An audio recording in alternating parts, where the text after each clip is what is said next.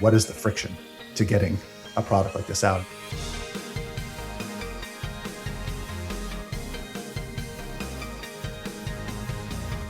Welcome, everyone, to Housing Insiders, the podcast for founders, builders, lenders, and regulators, and anyone who believes that everyone should be well housed. I'm Jonathan Lawless. And I'm Jeremy Potter. On Housing Insiders, we're bringing you the smart conversations with people in the know that you won't hear anywhere else. And now we're back with part 2 of our exciting series on shared equity. Later on in this episode, you're going to be hearing our conversation with Skye Laudari and what he's doing at Crib Equity. But first up, we have Marcus Martin, and I hope you enjoy the conversation.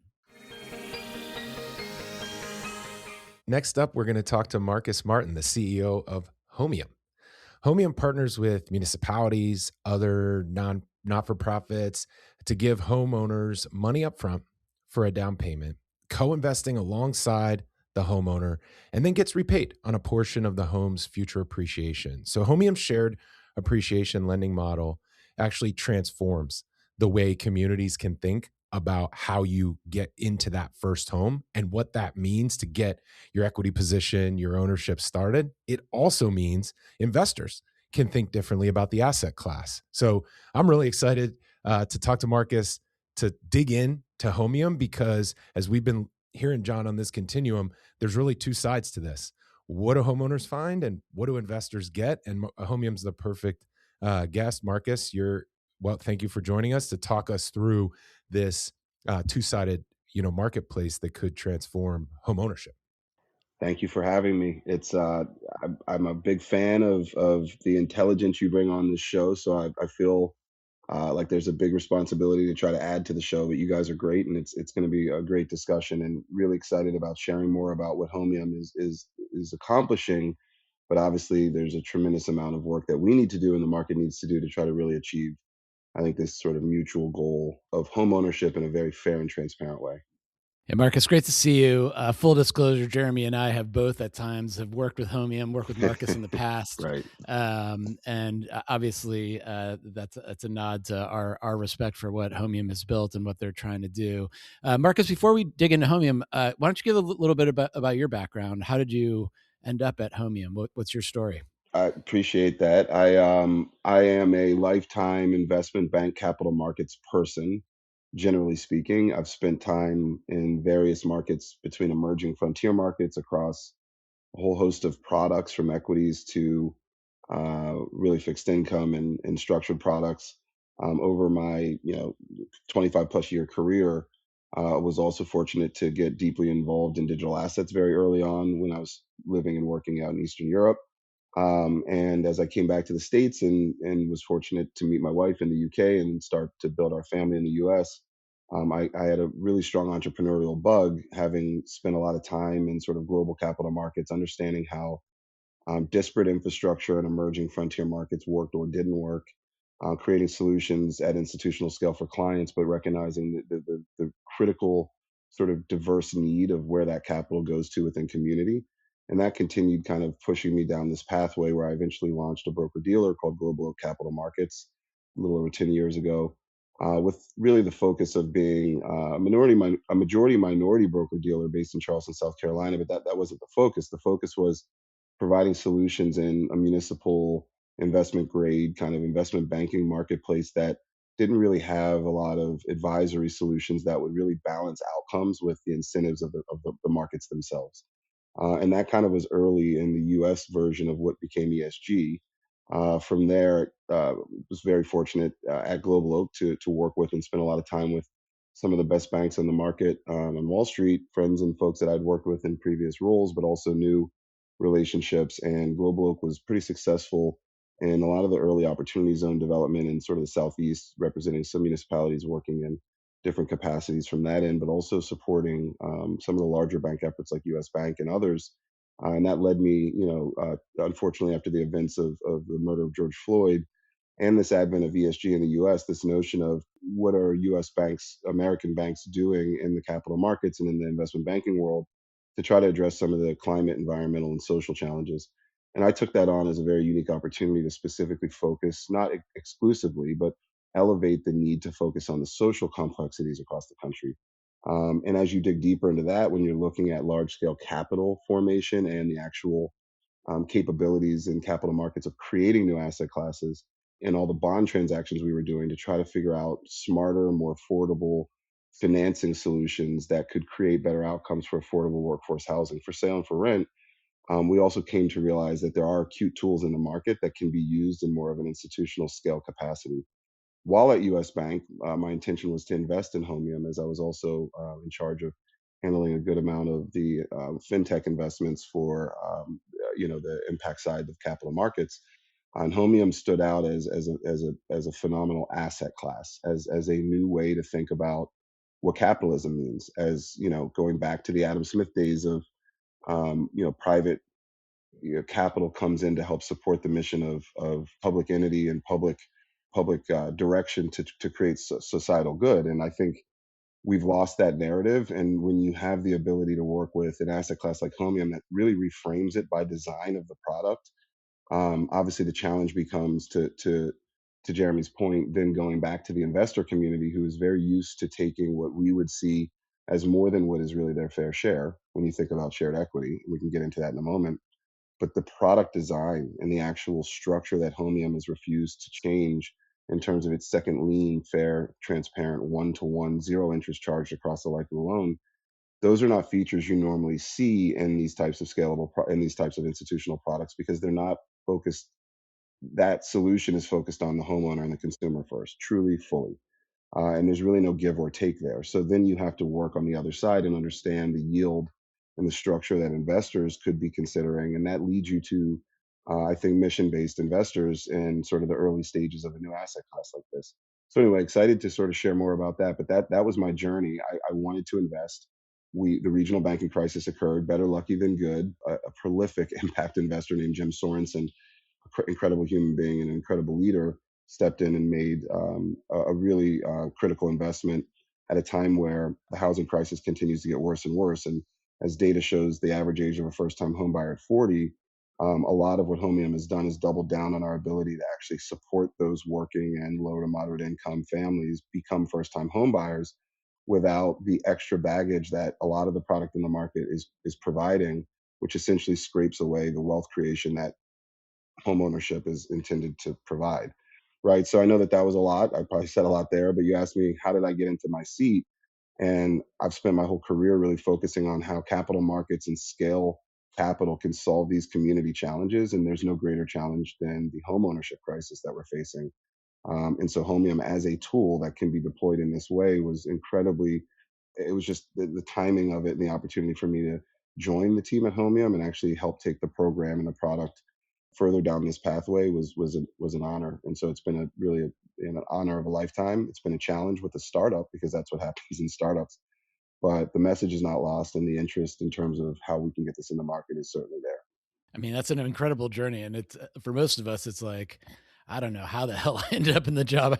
Our stories are all sort of, I was a lawyer and then suddenly I was a podcaster. I'm just joking, Jeremy. But anyway, True. yours is like hand in glove. Like this was meant for you. My father was a doctor, and he felt like he knew what he wanted to be when he grew up. And when I was younger, I thought I'd be a lawyer because I thought I knew how to argue a little bit. But what I came to realize, and I know you guys know me a little bit, but just for the audience, an old professor who was a mentor back in college for me at the University of Virginia was somewhat of the defining factor of the rest of my life in the sense of him recognizing the competitive spirit I had, but also a different perspective and more of an engineering mind to try to solve some of the problems that people on Wall Street aren't typically put there to solve for. So little did I even know early in my career, spending time in emerging and frontier markets, created an ability to understand how to bridge massive cultural gaps, massive operational gaps, like a lot of things that you don't think are applicable. But as we sit here today in the US with our housing crisis, those same factors and elements frankly exist. And as developed and advanced as we are, we're still sitting on a 100-year-old technology with the 30-year more, conforming first, which is still a miracle in and of itself, right? But we certainly can't rest on our laurels, and you guys do a great job of pushing out the innovation in the market that we need to continue to follow, so that the U.S. remains in its position where owning a home is the critical element to finding the American dream and generating wealth and creating more happiness and more access for everyone's families. Yeah, I think you're spot on, Marcus. One of the fundamental things John and I agreed on way before we started talking publicly like this on a podcast was that the changing dynamics of the economy, the changing complexity of individuals' lives, their income, their investments, the way they look at the market dictates that structurally the market has to change accordingly. And it's been a very rigid market. And so we are looking for avenues in the continuum to try to say, how should we be thinking about this differently? Because people's lives are changing, global economy is changing, technology and information are changing rapidly, and we're not seeing that same flexibility in product and in the housing finance structure. So that kind of bonded us. What we run into then is exactly where you find yourself at the intersection of long-term value and an asset class. And it's funny to me to hear you mention like Adam Smith, for instance. When I talk to people, especially like on boards, investors, business people, they love to quote Warren Buffett. They love Warren Buffett. He's a hero to them, right? And rightly so. Sure. And his whole thing is long-term value. Right. Can you talk a little bit about how, when you say aligned incentives, how do we kind of expand the definition of long-term value so that your investors and how you're thinking about this asset class starts to align with the primary market trends that John and I reference all the time? Can you talk a little bit about lining those two things up? Yeah, it's a phenomenal. I mean, yes, and so I'm stuttering for a second because I don't want to go too far down a rabbit hole. But honestly, the first thing that comes to mind when you bring that up is podcasts like yours and other experts in the field trying to drive an understanding of the shift in dynamics in the current environment. Many of which have been happening, but several of which are incredibly fast, right? Kind of post-COVID dynamics, right? A lot of this starts with the education, and the first thing that comes to my mind is almost like a psyops exercise, and I don't mean that in a negative sense, but I'm talking about really the nature of the way we think. So when we think about AMI, or area median income bands, and when we think about even just the general nature of what we consider to be charitable, we put this 80% of AMI line out there, and we consider anything below that to be potentially charitable, charitably eligible, right? If you talk to nonprofits, oftentimes they'll say, well, if the goal is to support those under an 80 AMI, then it fits within. And that the reason why is because, without getting myself in trouble, you guys said I can speak freely, somehow we've managed to outsource moral compassing to the IRS. Now, I'm not going down a weird rabbit hole. What I'm trying to say is we built a model that was phenomenally successful for multiple decades, a generation or two, but America's success has always been driven off of our innovation. So the core competency of those who are trying to find solutions has to start with recognizing the brilliance of what we do have in our traditional system, but then understanding where that creates limitations based on existing structures. For example, all of the multifamily and LIHTC model, it's not bad and it's not wrong, but it truly continues to box out a lot of people who, if you say they're 100 AMI, 30 years ago, someone would say, well, what are you crying for? Figure it out. 100 AMI in most markets today is the same as being 60 or 50 AMI 10 years ago, 20 years ago. We could get into that specifically, but the point is the mental model hasn't shifted because the infrastructure doesn't shift that fast.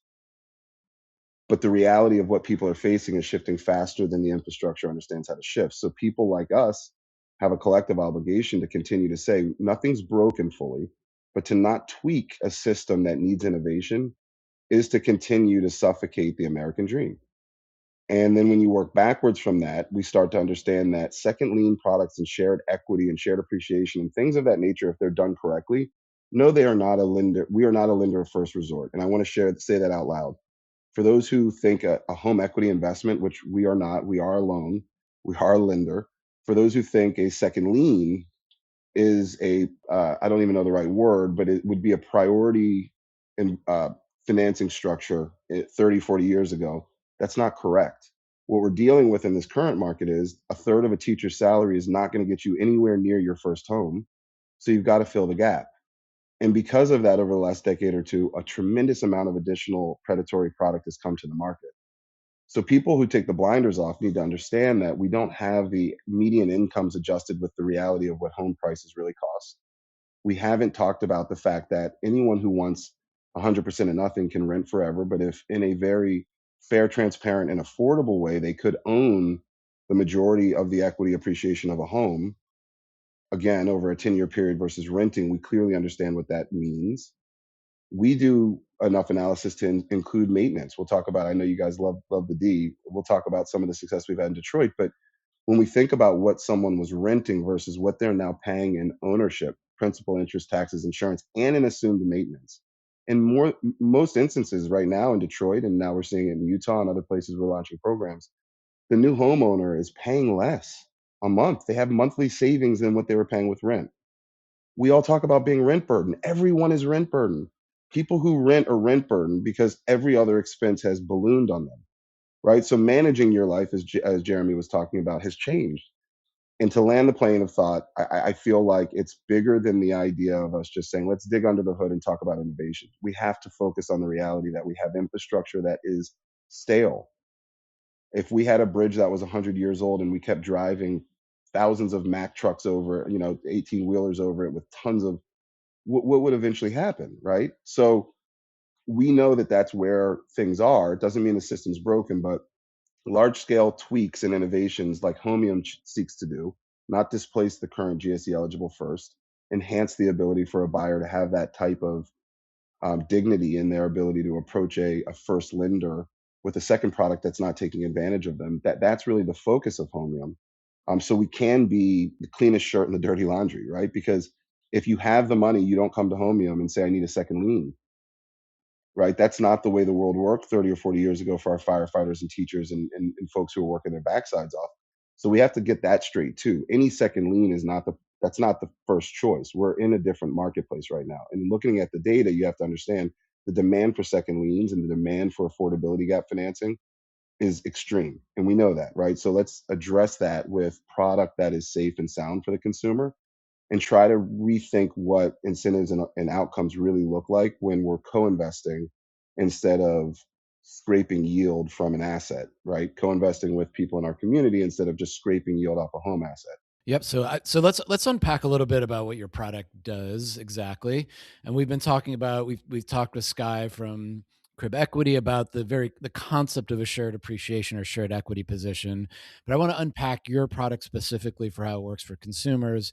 And in a lot of ways, I sort of think of Homium and maybe some other programs like California's Dream for All program, which I think is an incredible program, as a better version of down payment assistance, right? And so you've got a consumer unable to bring a full down payment for a home, or maybe has some, but just needs a little bit more help to get over the edge. And I mean, honestly, right now it's hard for somebody at 150, 200 AMI to buy a home. And now we're trying to figure out how to get to somebody who's 100 or lower AMI potentially, regardless how you define it. Call somebody who's really in need, a teacher or a firefighter.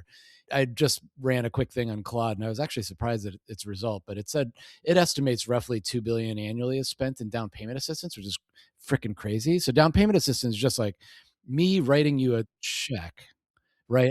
That is actually, I know where that data comes from. It's actually from state HFA data. So that's actually just reporting what, essentially the state's housing finance agencies are spending. And it's not all grants. A good amount of it is grant money, but some of it are second liens. The challenge is a 10 or 15 or $20,000 second lien where the affordability gap's 150K is not Right. helpful. It's not going to get you there. It's going to cover your closing You're costs. spitting in the Yeah. wind with a second lien of that size. And then there's a non-recoverable principal component to the grant while you're also having pressure as an HFA in sort of the bond markets, right? So you've got to figure out how to generate revenue off your bond proceeds. And the more grants and gifts and support homeowners need, right, the more of that bond cap that a state HFA may issue that needs to go towards providing support. So all the dynamics start to change and there are limitations. And a state HFA is rated. So now the ratings agencies are going to come in. Like there's all these things that trigger in a traditional marketplace, right? But 2 billion is just at the state level. That doesn't even include large local HFAs, municipalities, right? It really doesn't include that. So Claude just probably ran what they found, which I think I know where that source was, but don't need to call it out loud. But Actually, you know what? I misread. I read just the top part. I think its best estimate at the end is 3 to 5 billion annually. But I was going to all say, that yeah, aside, it's insane. to me, it's just a waste of money because, to your point, it's not deep enough, it's not significant enough, and the capital is one and done. Homium comes along and says, instead of one and done, we're going to make an investment in the property.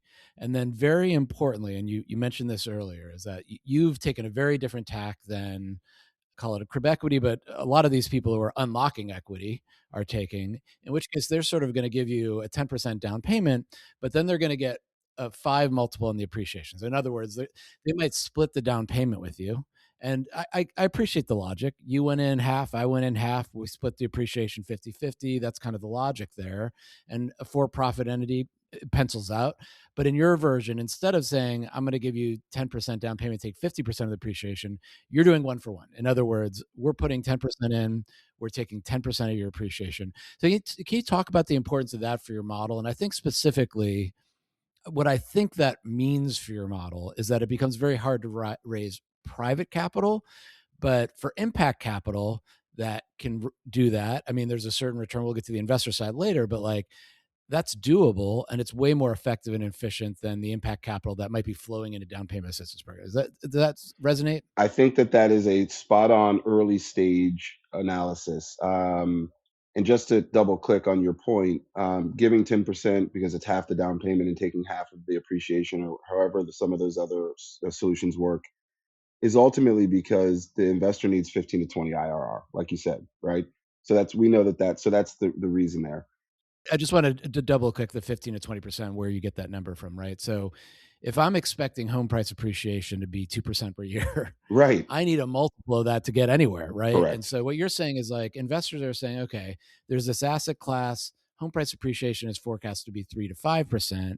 In order for me to hit that 15, 20%, I need a 5x on that. And that's just, I just wanted to kind of paint the picture for listeners is like you're just getting what is the multiple of home price appreciation is really what that multiple is.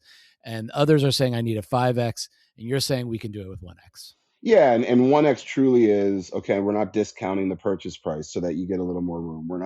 There are no trap doors. There are no prepayment penalties. You're not forced to prepay. It's coterminous with your GSE eligible and with your first, right? So there's no unnecessary, bullet scenarios between, the second you're borrowing and the first. Never charging interest. So another thing that you'll typically see is second lien costs you more than your first, which is mind blowing to me, but neither here nor there. I'm in this industry and I still haven't been able to figure that out. And I understand why in theory, because you're in a second lien, but it depends on how much equity cushion is there. Not to digress, we don't charge interest at all. Zero, never. And that one to one of what's borrowed, you borrow 10,000 to buy 100. Well, it's a really bad analogy because I'm sure that's probably a challenging marketplace to find $100,000 home. But let's say you find one, a town home or something, and you borrowed $10,000 from the Homium backed program. It's a second lien, no interest payments along the way, coterminous with the first, and it's 10% repaid, repayable upon sale or cash out refi. So you can refinance as many times as you want if we do see rates come in, or as long as you're not restructuring or taking equity out. So, I mean, that's a very fair arrangement to say we're not taking more than was loaned, but it's really not fair to say to the investor, hey, they restructured you out several times and nothing gets returned, even though you might be in a market with pretty strong, home price appreciation. Now, to fast forward, well, let me just put a pin in that. You're 100% right. The early days for Homium right now, we're finding tremendous success being able to manage government and municipal and housing finance and public housing agencies, and helping them manage asset allocation, helping them really scale public-private partnerships so they can establish these vehicles that are not on balance sheet for them, but they have really, the goal is to have the state have a level of control, if you will, to help ensure that, just like you would approach a state, and I can call them out because they're an incredible partner, but MIJDA, they have a lot of down payment assistance solutions. So if you think about a MIJDA, they would love to, and I can say this because I know that they're innovative, they would love to bring more product on that supports more of their constituency. It's pretty simple. Now, when you think of private capital, they'd love to join that mission, but it's very hard for them to compete with that mission because a MIJDA has been doing this very well for a long period of time. We just need better vehicles for them to attract more private capital, right? So the combination of a Homium program is you can keep the single family resolution in the framework of what the state is trying to accomplish. You can use the state's mission and their administration and their focus to help drive more outcomes, while also tapping private investors who would typically be nonprofit, philanthropic at the moment, to participate. A good part of the reason why is because the current rules for affordable or community seconds with the GSEs require it to be nonprofit or employee benefit or government agency origination capital. That is something we're trying to respectfully address as well. Because if the product can continue to scale and be proven to be safe and sound by design without adjusting any of these terms to the borrower, then there is an opportunity for private capital, commercial capital to come in at scale. And a few things would need to happen. I think the biggest thing is receiving tax exemption on those investments. So we're also involved in a bill. If you could cap an investor at 140 or below AMI and they come in commercially and they co-invest in the second silent position, they're only going to receive any of the pass-through equity one to one if the appreciation exists. So it's not really a shared appreciation; it's a shared equity product with a second lien. So it's a more secure shared equities product, ultimately, is what it is. If 10 years go by and the house does not appreciate on a true arm's length market rate sale, that's the risk of that one home in the pool. But obviously, we're talking about pools at very large scale. If you can actually see those pools at large scale, now you're competing with asset class allocation for pension fund and long duration money. Because now you're also looking at this and saying, okay, home equity competes or typically outstrips inflation. If that doesn't change, now you've got a better inflation protected, uncorrelated investment that, frankly, our pension funds who are putting that money into single family rentals and kicking out their own pensioners to rent at a higher rate, they could be a value creator instead of being a participant in the value destruction that's occurring through the single family rental model, right? So if we can get there and there is enough homium in the market, it actually isn't just for those who are mission aligned. At scale, it represents owner occupied, unlevered home equity, which in and of itself is a new asset. Sometimes I feel like Will Ferrell in Zoolander, like I'm taking crazy pills here.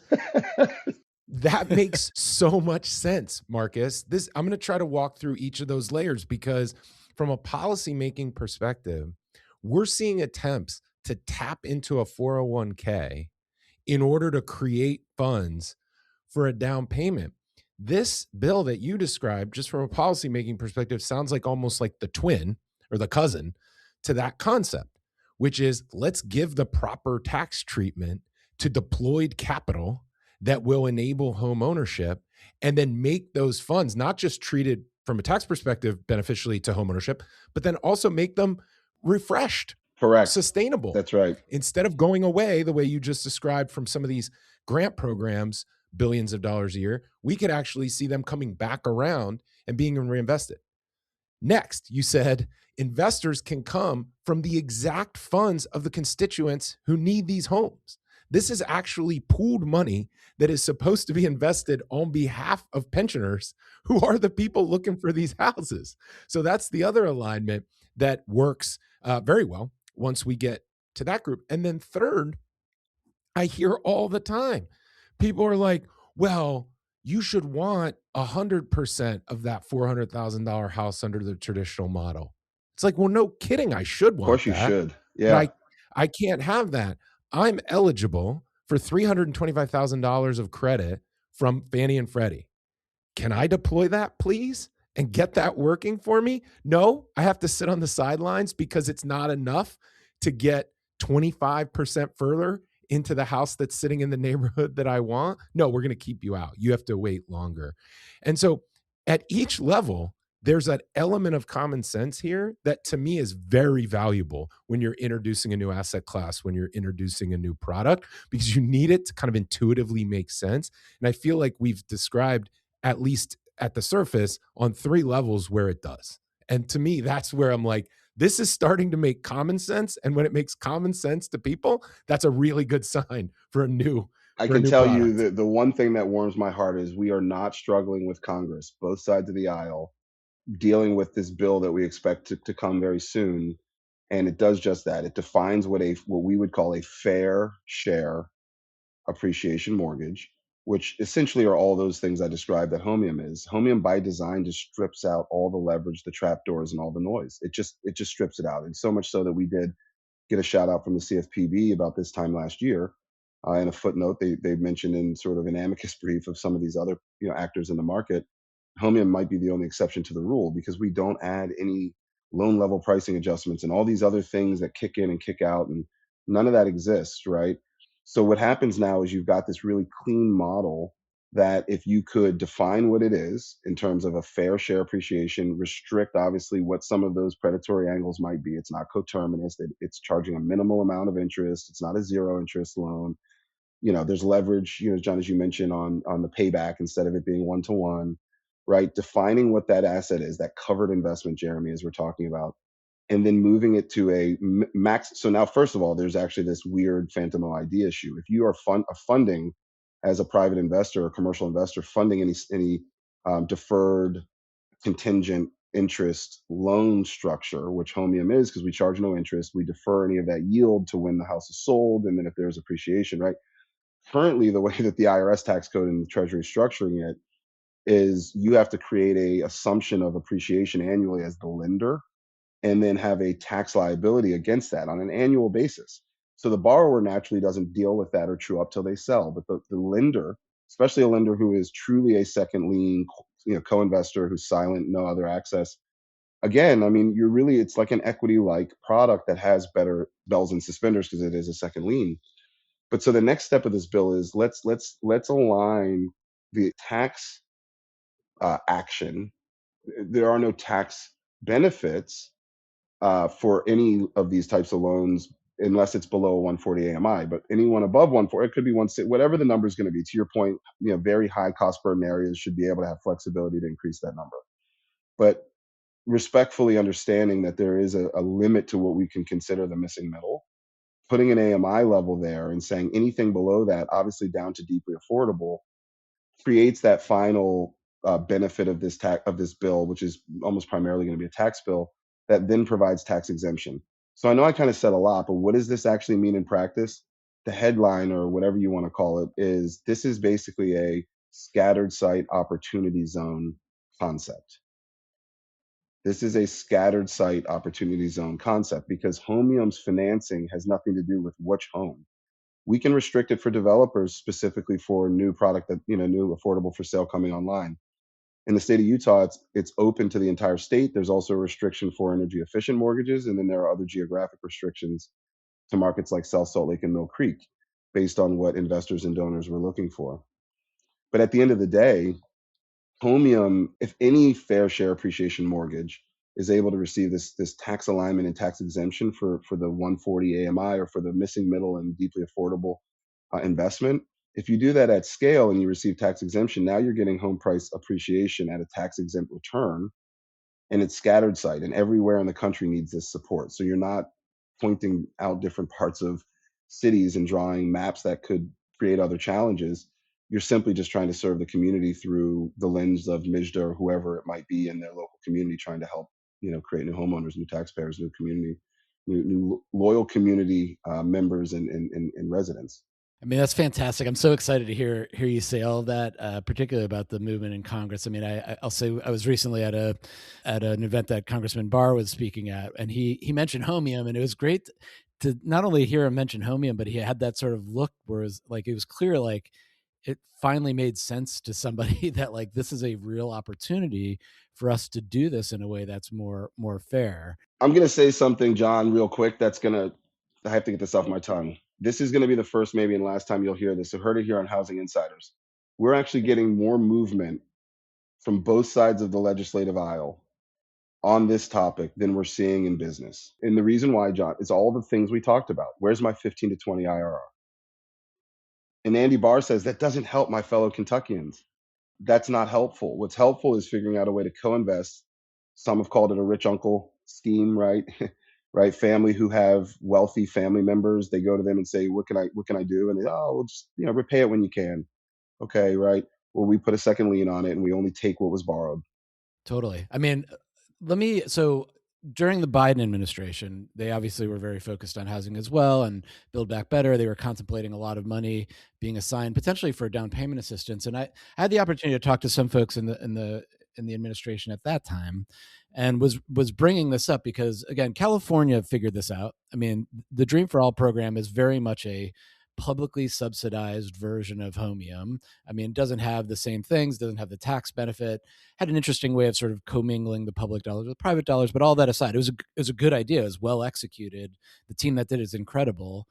So I shared this with the Biden administration, and there were a few few things they push back, and I want your response to both of them. The first is we don't need more demand side solutions right now. So by enabling Classic. more home Yeah. buyers to buy homes, we are pushing more on the demand side. First And that's going pushback to is go to raise. any market rate developer who's been tapped and builder who's been tapped to build affordable for sale anywhere in this country and ask them if that's true. Or maybe a better question, ask them after they triple their way through whatever they're working on right now, will they come back to the till and do it again? And then that That's leaves right. us with a few nonprofit developers, some of which are phenomenal, right? But we need more in the market building if the answer is supply.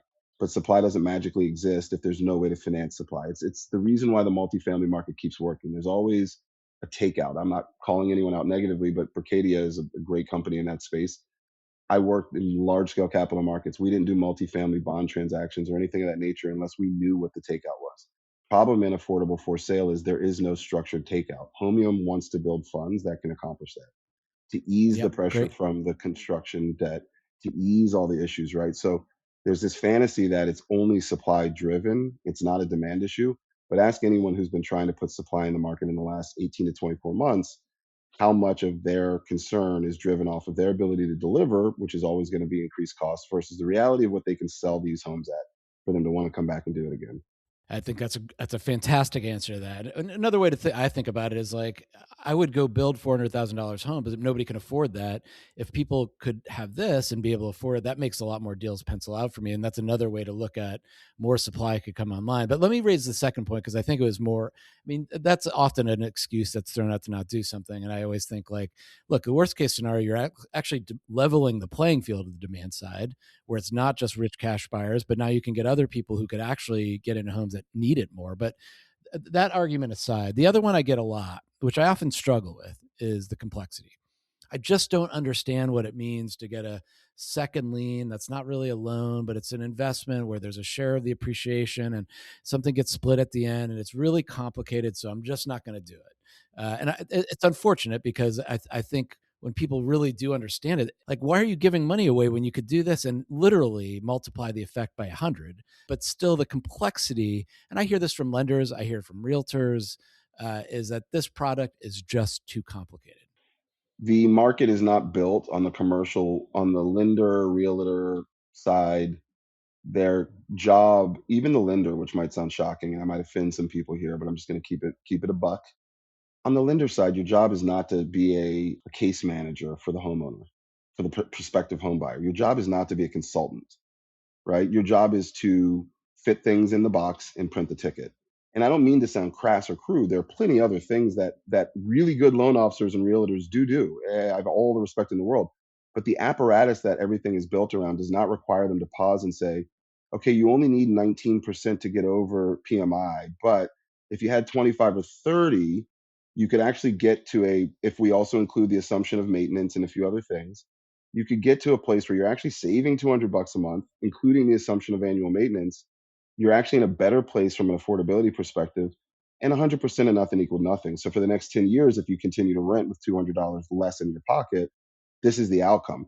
The detail of that conversation does not exist in the infrastructure. It does with HUD counselors who have other tools to work with. It does with nonprofits who sit at the front lines and try to support these families who want to get into the housing ladder, right? So what Homium does is it connects that. Our first mile partnerships really drive into that, John, primarily to ensure that this isn't just a transactional engagement. The other thing about this is it's back to what we said. The zeitgeist and the zeitgeist has shifted aggressively away from where the ice age thought process is that many people in charge have managed, right?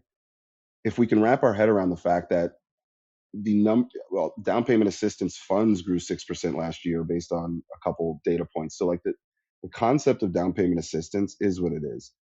The reality of how we used to do it through a grant or something that was a soft second or whatever the case may be at small size is not really applicable in most instances.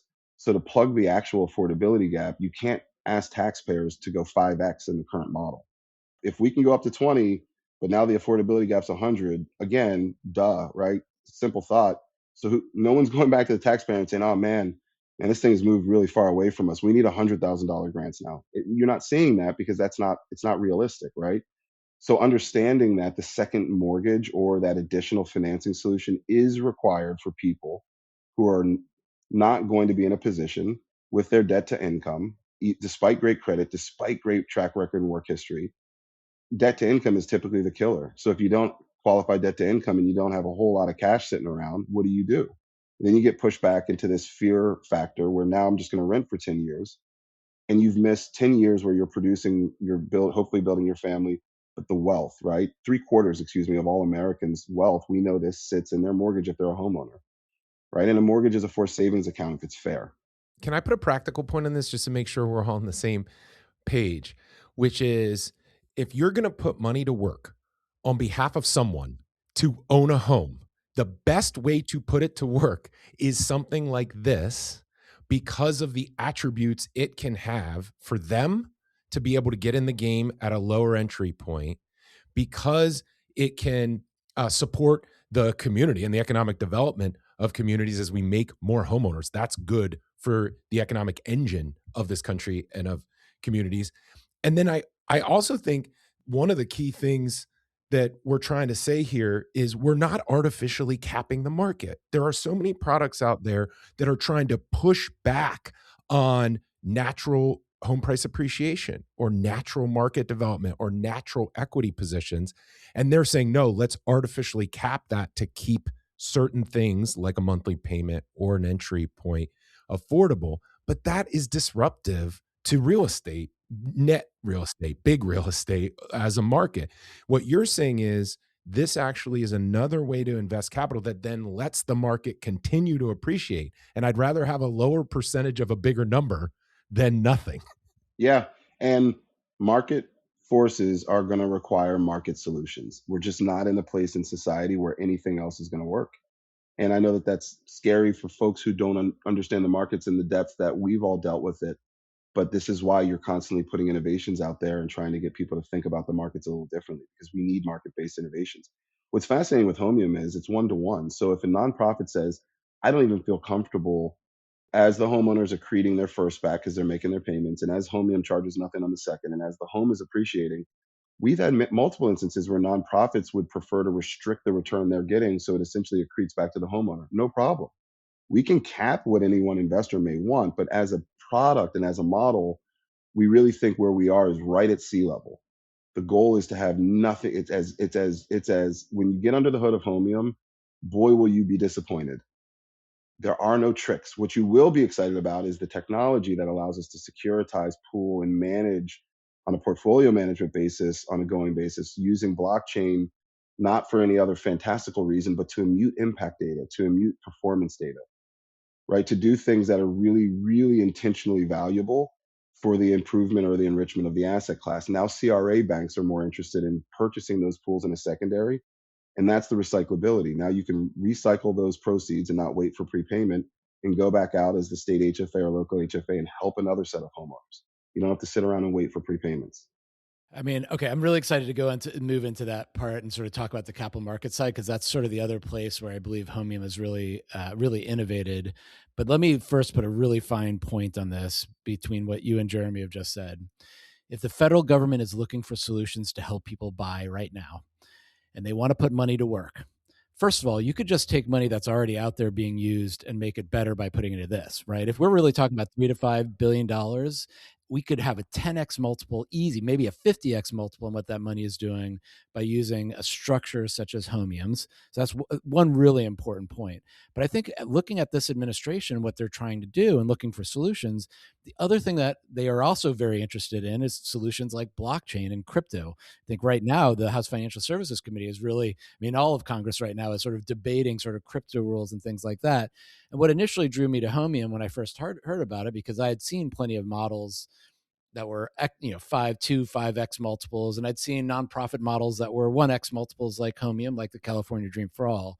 But Homium brought in this really new dimension that I think really should open the, like, people should not only should they be aware that this is the most effective way to help people in this market right now, but they should also be thinking about the way that blockchain and crypto can really open up the housing market in a way that creates a different form of liquidity for equity that really doesn't exist today. So I'd love to hear your thoughts on sort of that structure, what value it adds. And I think earlier you alluded to this can move well beyond just a sort of nonprofit model. It can move to something that creates a new asset class.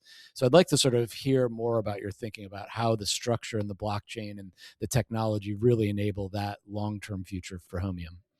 100%. So to tackle the first comment, just following the lead on what the government or what government agencies or what current down payment assistance programs could do today, exactly what you said. And not in all instances. This is certainly not an indictment on the entirety of the down payment assistance market, but in many instances, those who are truly taking a look at what they're doing, they recognize that they're throwing good money after bad, right? And it's not because the borrower is bad, it's because the amount they can give or the terms that they're giving is not really satisfying today's need. And it never really was structured to address the missing middle, which is now the erosion of our middle class is becoming a fast way to lose the American dream and have a totally different country, right? So it's not complicated to shift to this type of model. It's less capital intensive because you could also just be taking that 3 to 5 billion, as you said, and fund the second. So now these are 20, 25, 30% positions instead of 70 to 80 or 96, 6.5, right, on the first, right? So again, Homium is conforming with just, Freddie and Fannie, and Fannie really truly at the moment. This fits nicely into that and actually gives you more scale. It also opens the door for private investment to come in and scale beyond that. And so, I mean, I think that that's a really sort of critical part to this. I don't want to keep bloviating. Get me back on course. Where do you want me to go with the rest of your questions? Because I think that that was a critical piece I wanted to share. It's not complex in terms of what could be done, but the technology I think maybe you were asking about, if that. Yeah, tell us about the capital market side. So it's really simple. Homium uses blockchain, not crypto at all. We are a real world asset. We have minted tokens, Homium tokens, and we have owners of those Homium tokens, like some of the HFAs and folks we mentioned earlier. They own these Homium tokens, but they're really just shares. Really, they're shares of equity ownership, right? But through this second lien. So it is a loan, and then we pool them.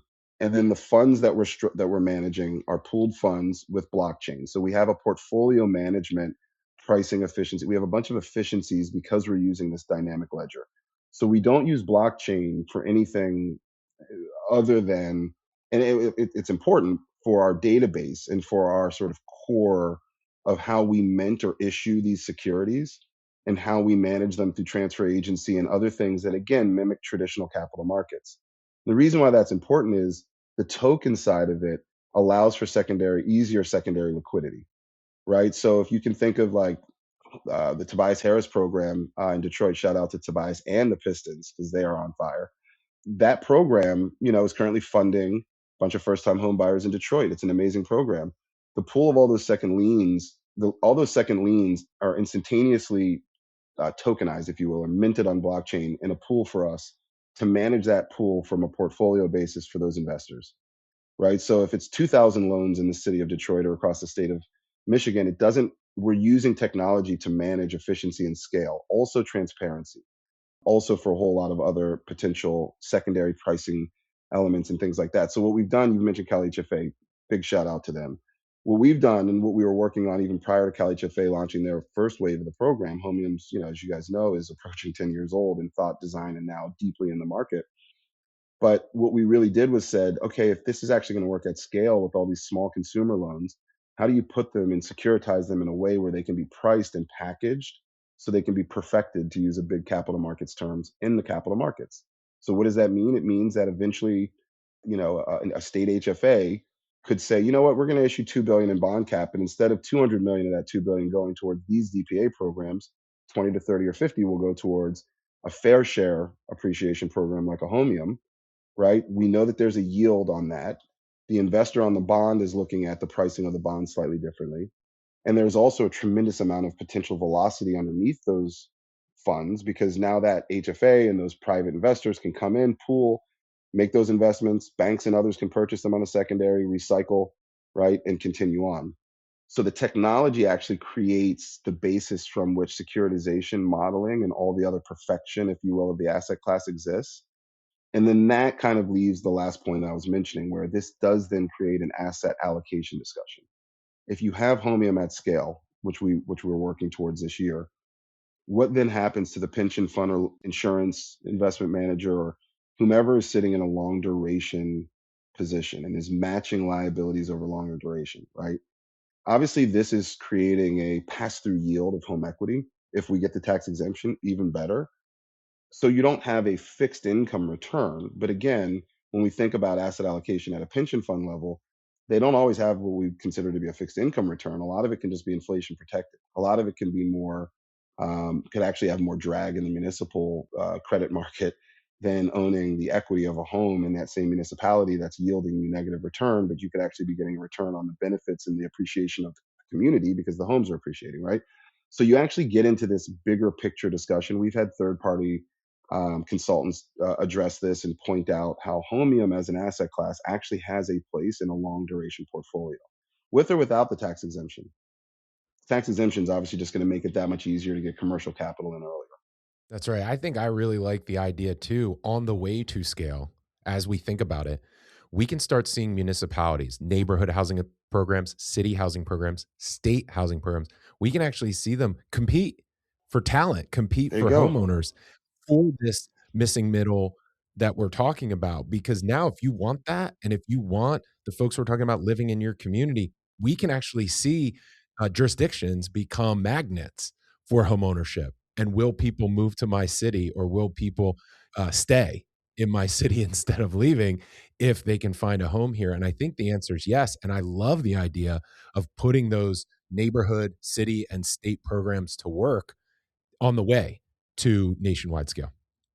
Another big one we didn't mention, it's also eligible for origination participation right now, but it's employee benefits programs.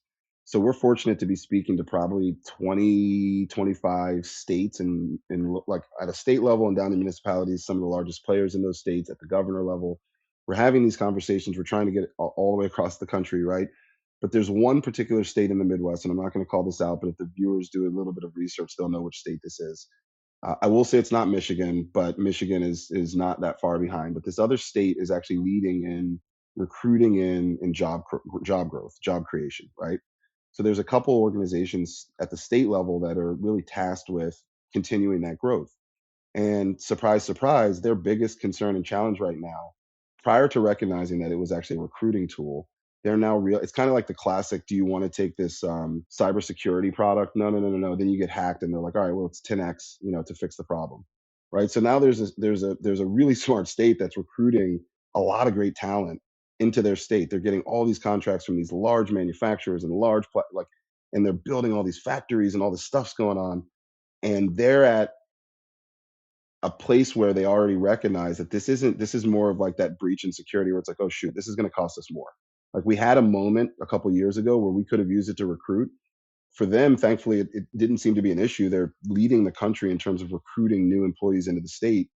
But now they're facing a crisis because they've got a ton of corporates that are starting to go online, and these people are starting to show up, and there are no homes available. And for senior people, they want to stick around for a long time. Those people have already committed to moving their families, their kids. They've got them in a new school, or they're about to.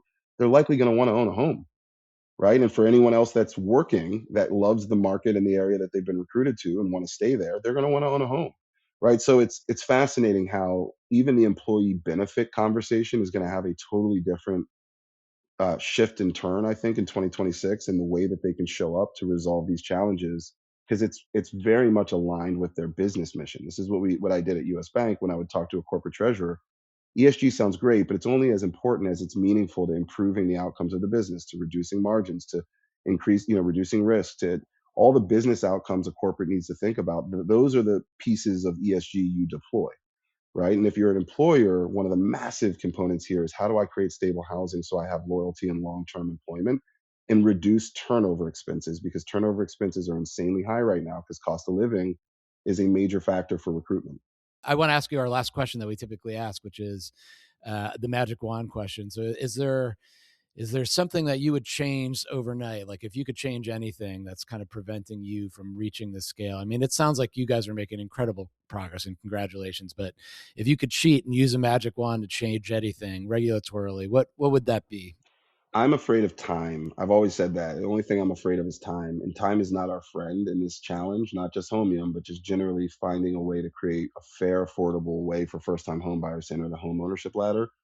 So in my mind, I think if we keep at it, we'll get there, but I don't think we have that kind of time. So if I had a magic wand, I would compel the White House to issue an executive order And some of the mortgage purchasing they're doing, they could do it specifically with HFAs to provide them the funding capital to solve this challenge. They could compel the GSEs in a whole host of ways, and even HUD to consider using this type of very fair, transparent, scalable solution to solve a multitude of challenges, even on the supply side. So I think the magic wand would be somehow, and I think we're making our progress generally. As I said, Capitol Hill is very responsive, but I think in this current environment with the affordability crisis, I think this administration actually has the authority to wave that wand, if you will, and it won't break the box. It will just enhance it and create a totally different outcome. And it can happen very quickly. We're already live, and we can go live very quickly in most states. That's excellent. I can't wait to continue to see that progress. If you're listening to this, think outside the four corners of the spreadsheet and start to see we're creating long-term value for individuals, for investors, and for the economy if you just think slightly differently about an asset class that really needs flexibility and innovation for a changing market. So great episode, Marcus. Thank you so much for joining us and talking to us. Looking forward to talking to you again in the future. You guys are amazing. Thank you so much for having me. Looking forward to the next time, hopefully. Thank you so much for joining us, Marcus. We've got another great approach and another founder, so stay tuned for our conversation with Skye Laudari, the CEO of Crib Equity. If you've been following the news, you'll see that Built just made a major announcement. Built has just launched a new version of its award-winning credit card, the Built Card 2.0. Not only does the new card let people earn points on rent without a transaction fee, but it now allows borrowers to earn points on their mortgage. Two things that are important to know. First, you'll never pay a transaction fee when you pay your rent or mortgage on the card, but you're only going to earn points if you use the card on other things. In fact, if you spend as much on other things as you do on your mortgage or rent, you'll actually get 1.25 points for every dollar on your mortgage and rent. Second, and important for us in the mortgage industry, is that the card technically functions like a debit card when it's used to make mortgage or rent payments. So it never uses a credit line. It's like paying with ACH, but earning points. The demand for the new card is off the charts. And that's because for most people, it offers the most amount of value of any card in the industry. And also, don't forget, the card is only a small part of what Built offers. Built manages payments for 1 in 4 apartment buildings and is now connecting with mortgage servicers like UWM to take mortgage payments. For all of these renters and owners, they'll earn points on every payment. And for all of our members, whether or not they have the card, they'll have access to benefits and rewards at tens of thousands of merchants in their neighborhood, like restaurants, fitness centers, pharmacies, and more. Okay, we're coming towards the end of our sort of journey through the continuum of housing, and I'm really excited to introduce our next guest, Skye Laudari, who is co-founder and CEO of a company called Crib Equity, who is on a mission to build more affordable and inclusive paths to home ownership for millions of Americans, as they say. Skye was also former head of product at Modus, acquired ultimately by Compass, where he stayed on, worked as VP of product for a while. Obviously, Compass making big moves and changes, as they always have done, and been huge on the technology front. So really excited to have you join us, Skye. Thank you, John. And Jeremy, pleasure to be here. Yeah, this is one of our favorite topics, Skye, because we've been so passionate about finding ways to attack the barriers. In this industry, we hear so much about the barriers to home ownership, and we don't hear as much about the possible ways to dismantle those barriers or get around those barriers. And it seems, as we get to know you, work with Crib Equity, and talk about it here on the continuum of homeownership options, one of the things that, I'm really excited to dive into is, what do we mean by ownership? What are we trying to solve for because again, all these barriers get erected around home ownership. So how do we get to ownership? What are ways that we can get in there? So maybe let's start there. Can you just talk a little bit about how you thought about home ownership, deciding to launch Crib Equity, and what that means to the company as you build it? Crib Equity actually has a bit of origin story rooted in my own experience as a potential and then eventual home buyer. So, I lived in a high cost area in Northern California. After getting married, you start looking around at homes. That becomes a part of your next step in life. Realize that even with dual income, strong income household, we didn't have the assets necessary to actually enter into home ownership. So my wife and I tried for a few years to buy a home here in California unsuccessfully, right? And it just seemed like every year we would look back at the comps from 2 years prior and say, oh, if we had been there, now we would be in the market, right? And so the market itself is growing, and the compounding nature of home prices is it just was a bit of a runaway train for us. And so we could never kind of hitch ourselves to that train. So ultimately, when our daughter was born, we decided that home ownership and kind of that family experience was sort of quintessential for us. So we moved out of state. We moved 1,000 miles away, and we bought what I now affectionately call 2/3 of a California house because that's what we could comfortably afford in that market. And it worked well for us in the sense of being able to sort of land ourselves in the market and become homeowners and participate in the homeowners economy. And I think we didn't fully appreciate all of the benefits that came with that, both sort of emotionally and psychologically, but also financially in terms of sort of being pegged to the market, right? We were on that train. And so ultimately, after several years, we kind of discovered that where we were living wasn't exactly the right spot for us, but there was this silver lining that the home equity that we had on the value of 2/3 of a California home had grown enough that it allowed us to sell that home and move back to California.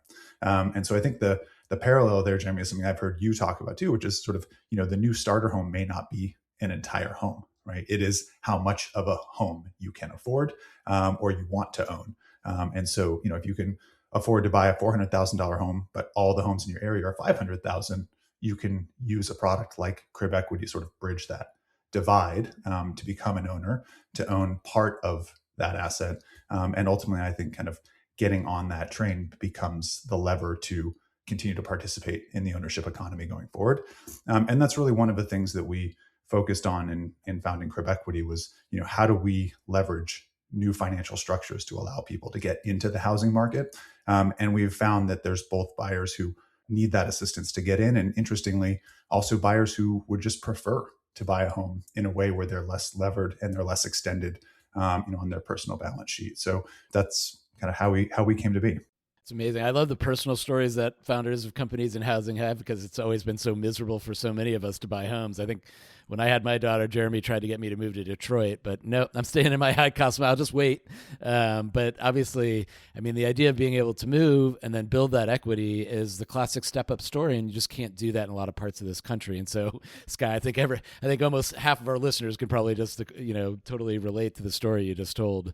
I think that's exactly right, John. And when we looked at the data too, in terms of the down payment being that significant barrier for most buyers, that really is what got me comfortable jumping into this market and this product. But when you say wait, I think that's really interesting. We're just looking at some data on this. I think it was NAR data that because we've pushed out the age of the first time home buyer now to 40, right?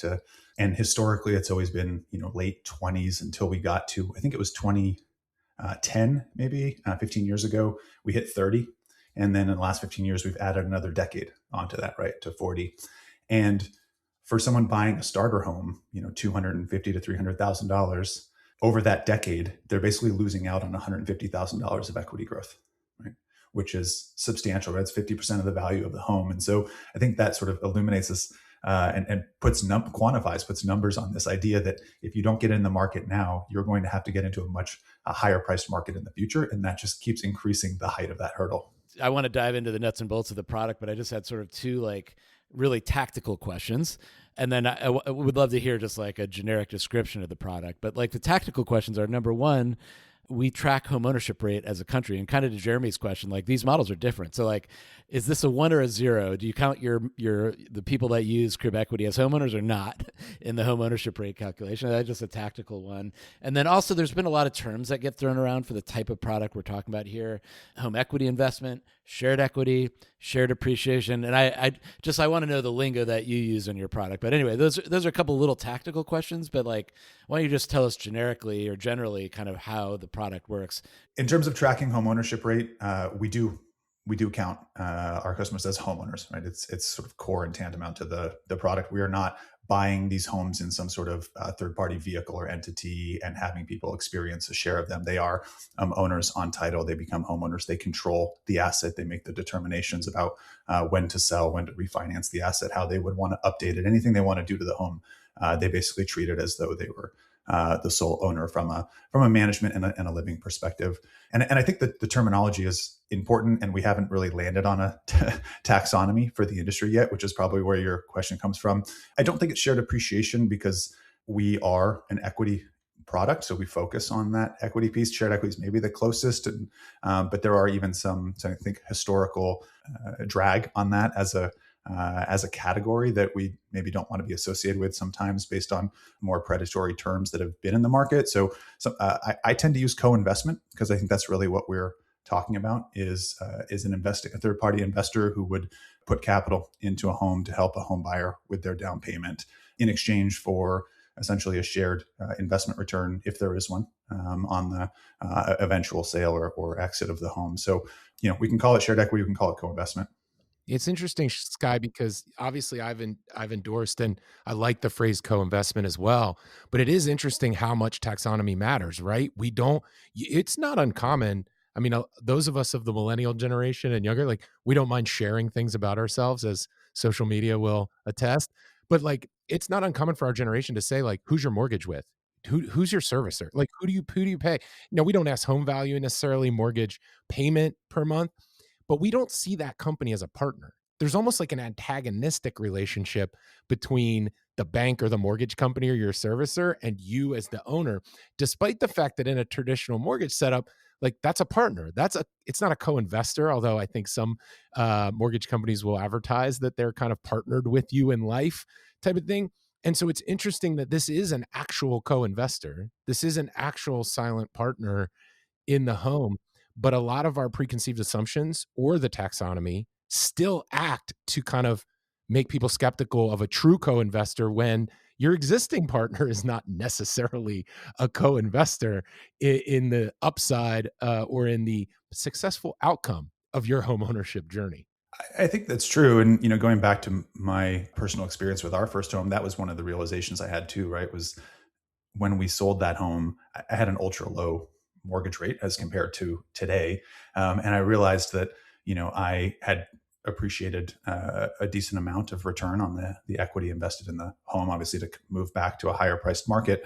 But there was no one that was willing to extend the financing to me to buy that more expensive home in the first place, right? No one wanted to take that ride with me to say, hey, maybe the asset will appreciate in value or maybe it won't, but we're going to charge you a fixed rate, right? And there's a financing cost associated with that. So it was part of that, here's what I pay out every month to my mortgage servicer. What if they were able to step in or someone else was able to step in and sort of say, hey, we're going to help you get to this other purchase price. We're going to help you acquire the home that you actually want or need. And in exchange, we're going to partner with you on what that outcome is. John, before moving to some of the product questions, one question I had for you was whether, it sounds like what we're talking about here is akin to a concept that most consumers understand of compound interest.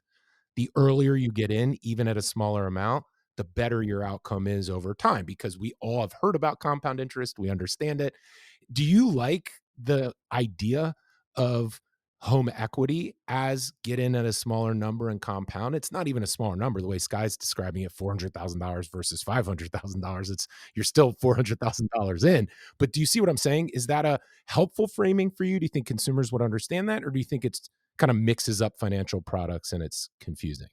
If you're asking me the question, Jeremy, my general thought is consumers don't understand very much, and compound interest is a frightening term because it makes them think of banking and all these complicated financial shenanigans that they are probably fearful of, especially this generation of home buyers. But I do think your framing is right, and I think how Skye's positioned it is a good way to think about it, which is you're leaving money on the table, you're leaving an opportunity to really grow equity on the table. And it's not a question of like, oh, I'd much rather be a whole owner. It's like, well, that's not an option right now. It's good to get some ownership interest in something that's likely to make you a lot of money. and find ways to be able to get your foot on the ladder. And that to me is the more compelling message to consumers rather than there's certainly people that will understand the financial terminology, but they're not the people you need to convince, I don't think. I think that's true. There's certainly some highly sophisticated investors who are interested in using our product because they understand the value of using someone else's money for this type of transaction. But you're spot on, John, in thinking that the risk here isn't in sharing upside; it's in having no upside at all.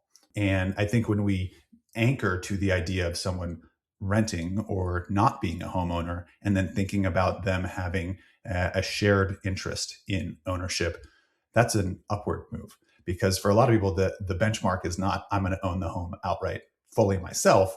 And so then why would I want to share in that appreciation with someone? Or why would I want to share in that investment with someone? Because you're not getting there by yourself.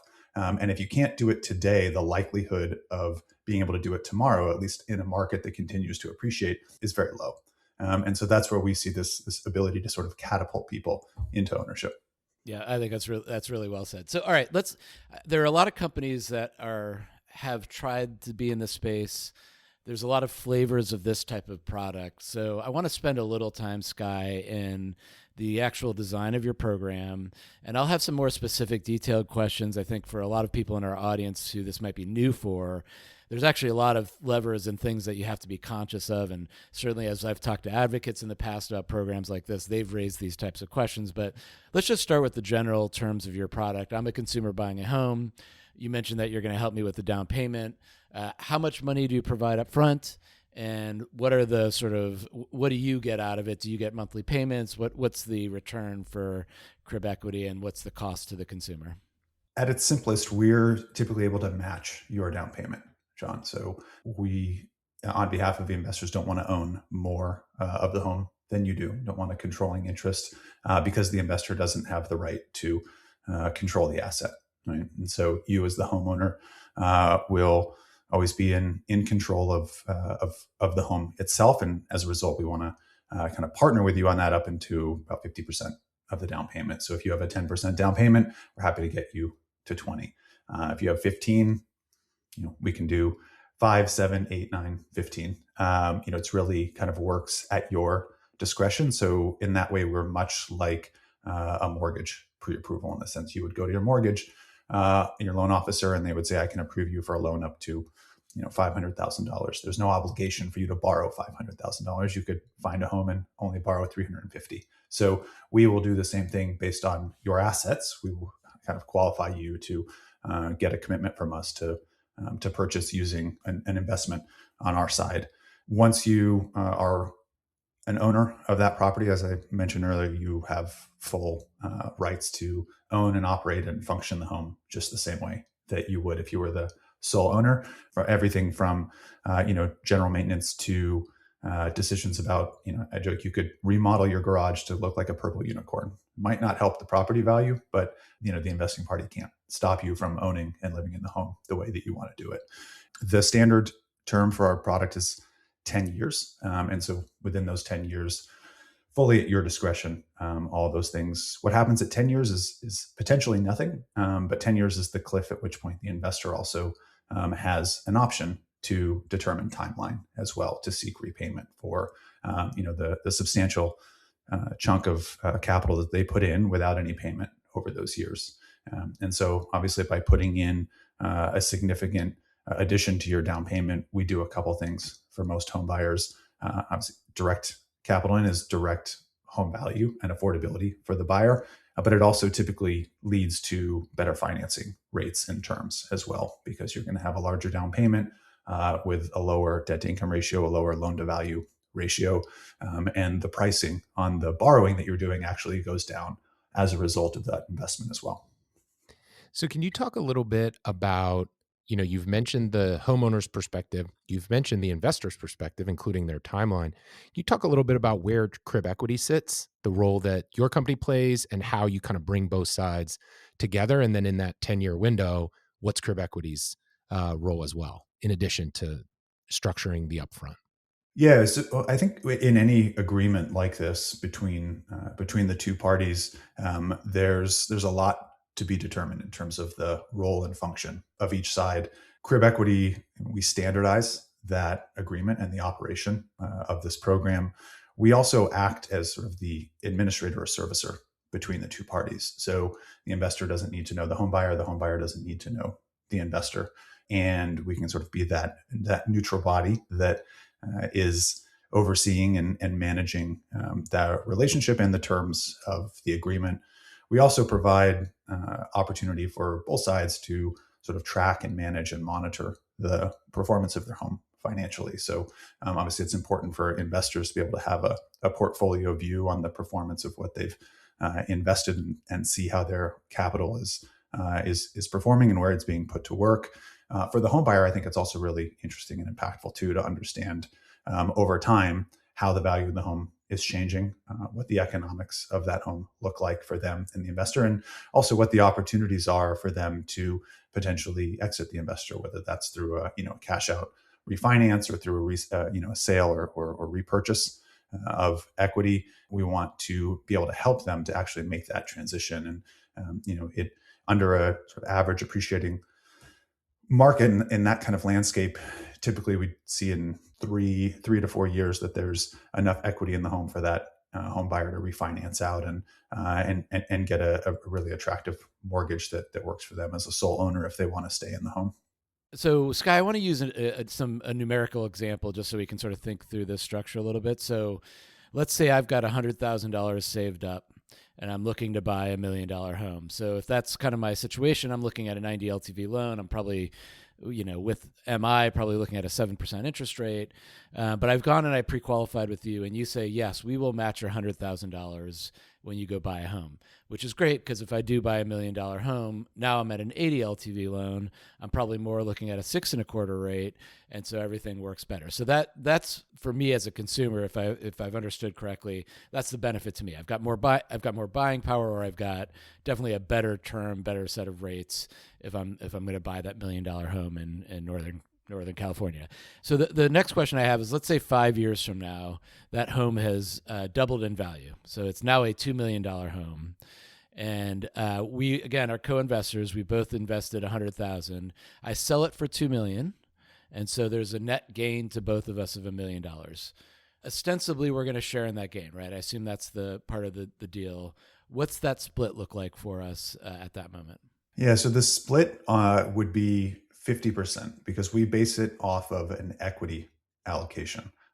So when I said it's a tremendous return, but the value is all at the equity level. So there's a couple reasons why we've done that and why we think it's important. So on the way in, as you mentioned, you're buying $1 million home, you're putting $100,000, the investor's putting in $100,000. You each essentially are putting in 50% of the equity that's in that home. And then there's an $800,000 note or debt obligation against the home. When you sell the home, there's also going to be net proceeds or equity in the home. And that is what would be distributed to the co-owners of the property based on their ownership percentages.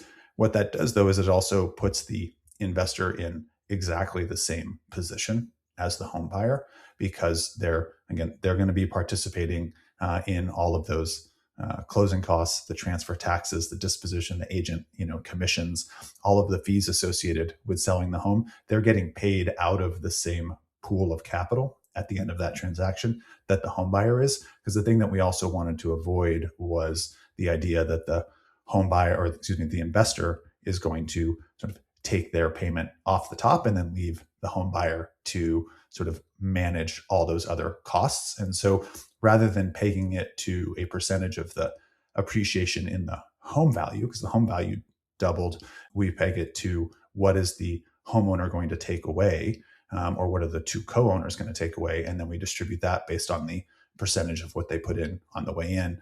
Now, equally possible is that you sold your home for $900,000 at the end of 5 years, and in which case both the investor and the home buyer are going to experience a loss in that scenario on the equity that they put in initially, and that's just part of the deal.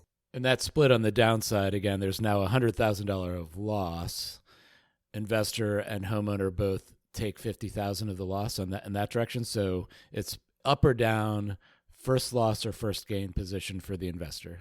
Yes. So there are some sort of technicalities to that in terms of if the home buyer, if you were to buy it today for $1 million and then decide in 6 months that you want to sell it for a loss, that would typically be a decision that would be detrimental to everyone involved if that resulted in a loss.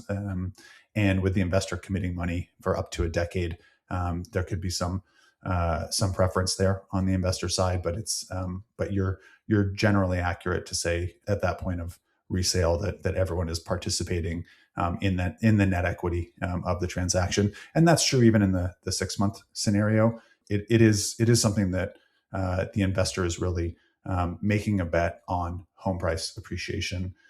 There is no accrued interest. There is no minimum return to them. Yeah, so it sounds, Skye, like when you think about getting into a home and those first few years of home ownership, that crib equity and the shared equity product can act a lot like other products that are in the market, but to your point, with various product features that are slightly different. So what I'm thinking of is a 5-year down payment assistance grant. That's a great example of something we accept today because it's a second lien that's in the debt category, but you have certain restrictions. You don't get that money if you leave in 6 months, as an example. So very similar to that. When you think of talking to lenders and particularly framing this education for your first-time home buyers, do you find that you're doing a lot of A/B comparisons like that to what's out there? Do you find that this is a net new concept that doesn't have a real comparison? Our industry, meaning home lending, loves comparison charts, rate charts, this and that.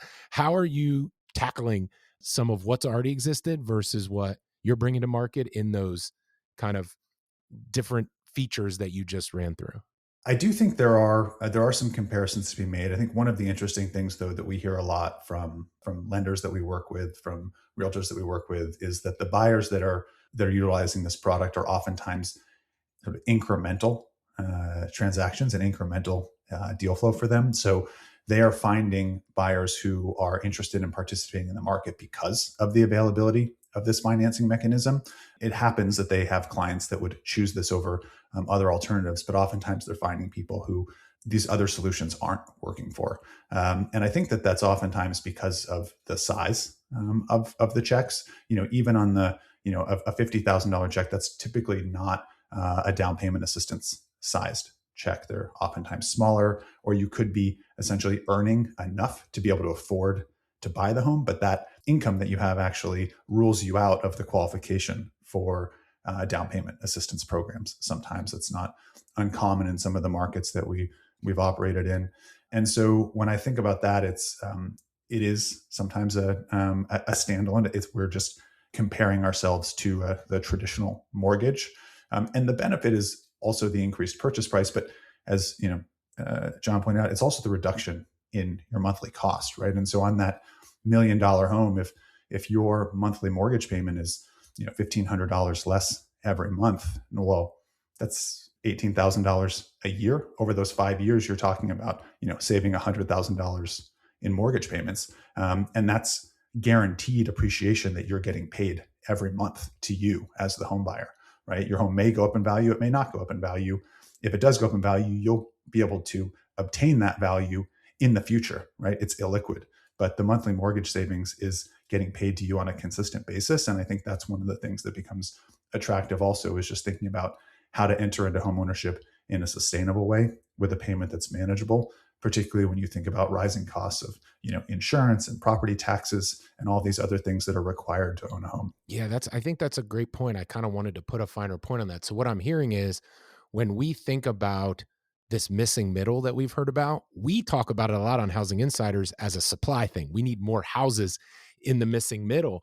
What you are mentioning is you're kind of bringing together the comment earlier about the lack of a starter home and saying, look, there are affordable products that are boxed in from a credit perspective to certain income brackets or certain FICO brackets, or maybe even certain geographies. And what you're saying here is actually a group of people in the middle don't qualify for those programs and still can't get in the market because there's not a listing, there's not a house at the value that meets their middle band that's like too high of a credit standard, too much income, too much credit quality for those programs, for the capital A affordable programs, but yet there's nothing in their market and they can't go to the all cash market that is winning those homes. And this is who we're talking about in that band. So pretty high quality. This is a, conventional borrower, and they're getting boxed out from the programs on one side and the home values on the other. And that's who gets in the market based on what you're saying. And so there's no increased risk here. These are conventional borrowers. It's just they haven't been able to win a house. And this is kind of the product that fits that band. Is that a good way to put a finer point on that? I think so. And to even drill in a little further, I'll argue that the barrier is assets to get into the home. It's not income for a lot of folks. And there's a number of different ways that we could look at unpacking that. But certainly, when we see the, first time buyers, right, in the market, almost half of them are getting money from family, right, on the down payment in terms of support. So sometimes I joke that we're the rich parents for the majority that don't have them, right? You need something to compete against there. First time home buyers are also rate is at an all-time low, right? It's 20% of the market, 21% of the market last year. And so it's not that all of a sudden more families have wealth to give to their kids. It's just that if you don't have that family wealth to rely upon, you're not getting into the market.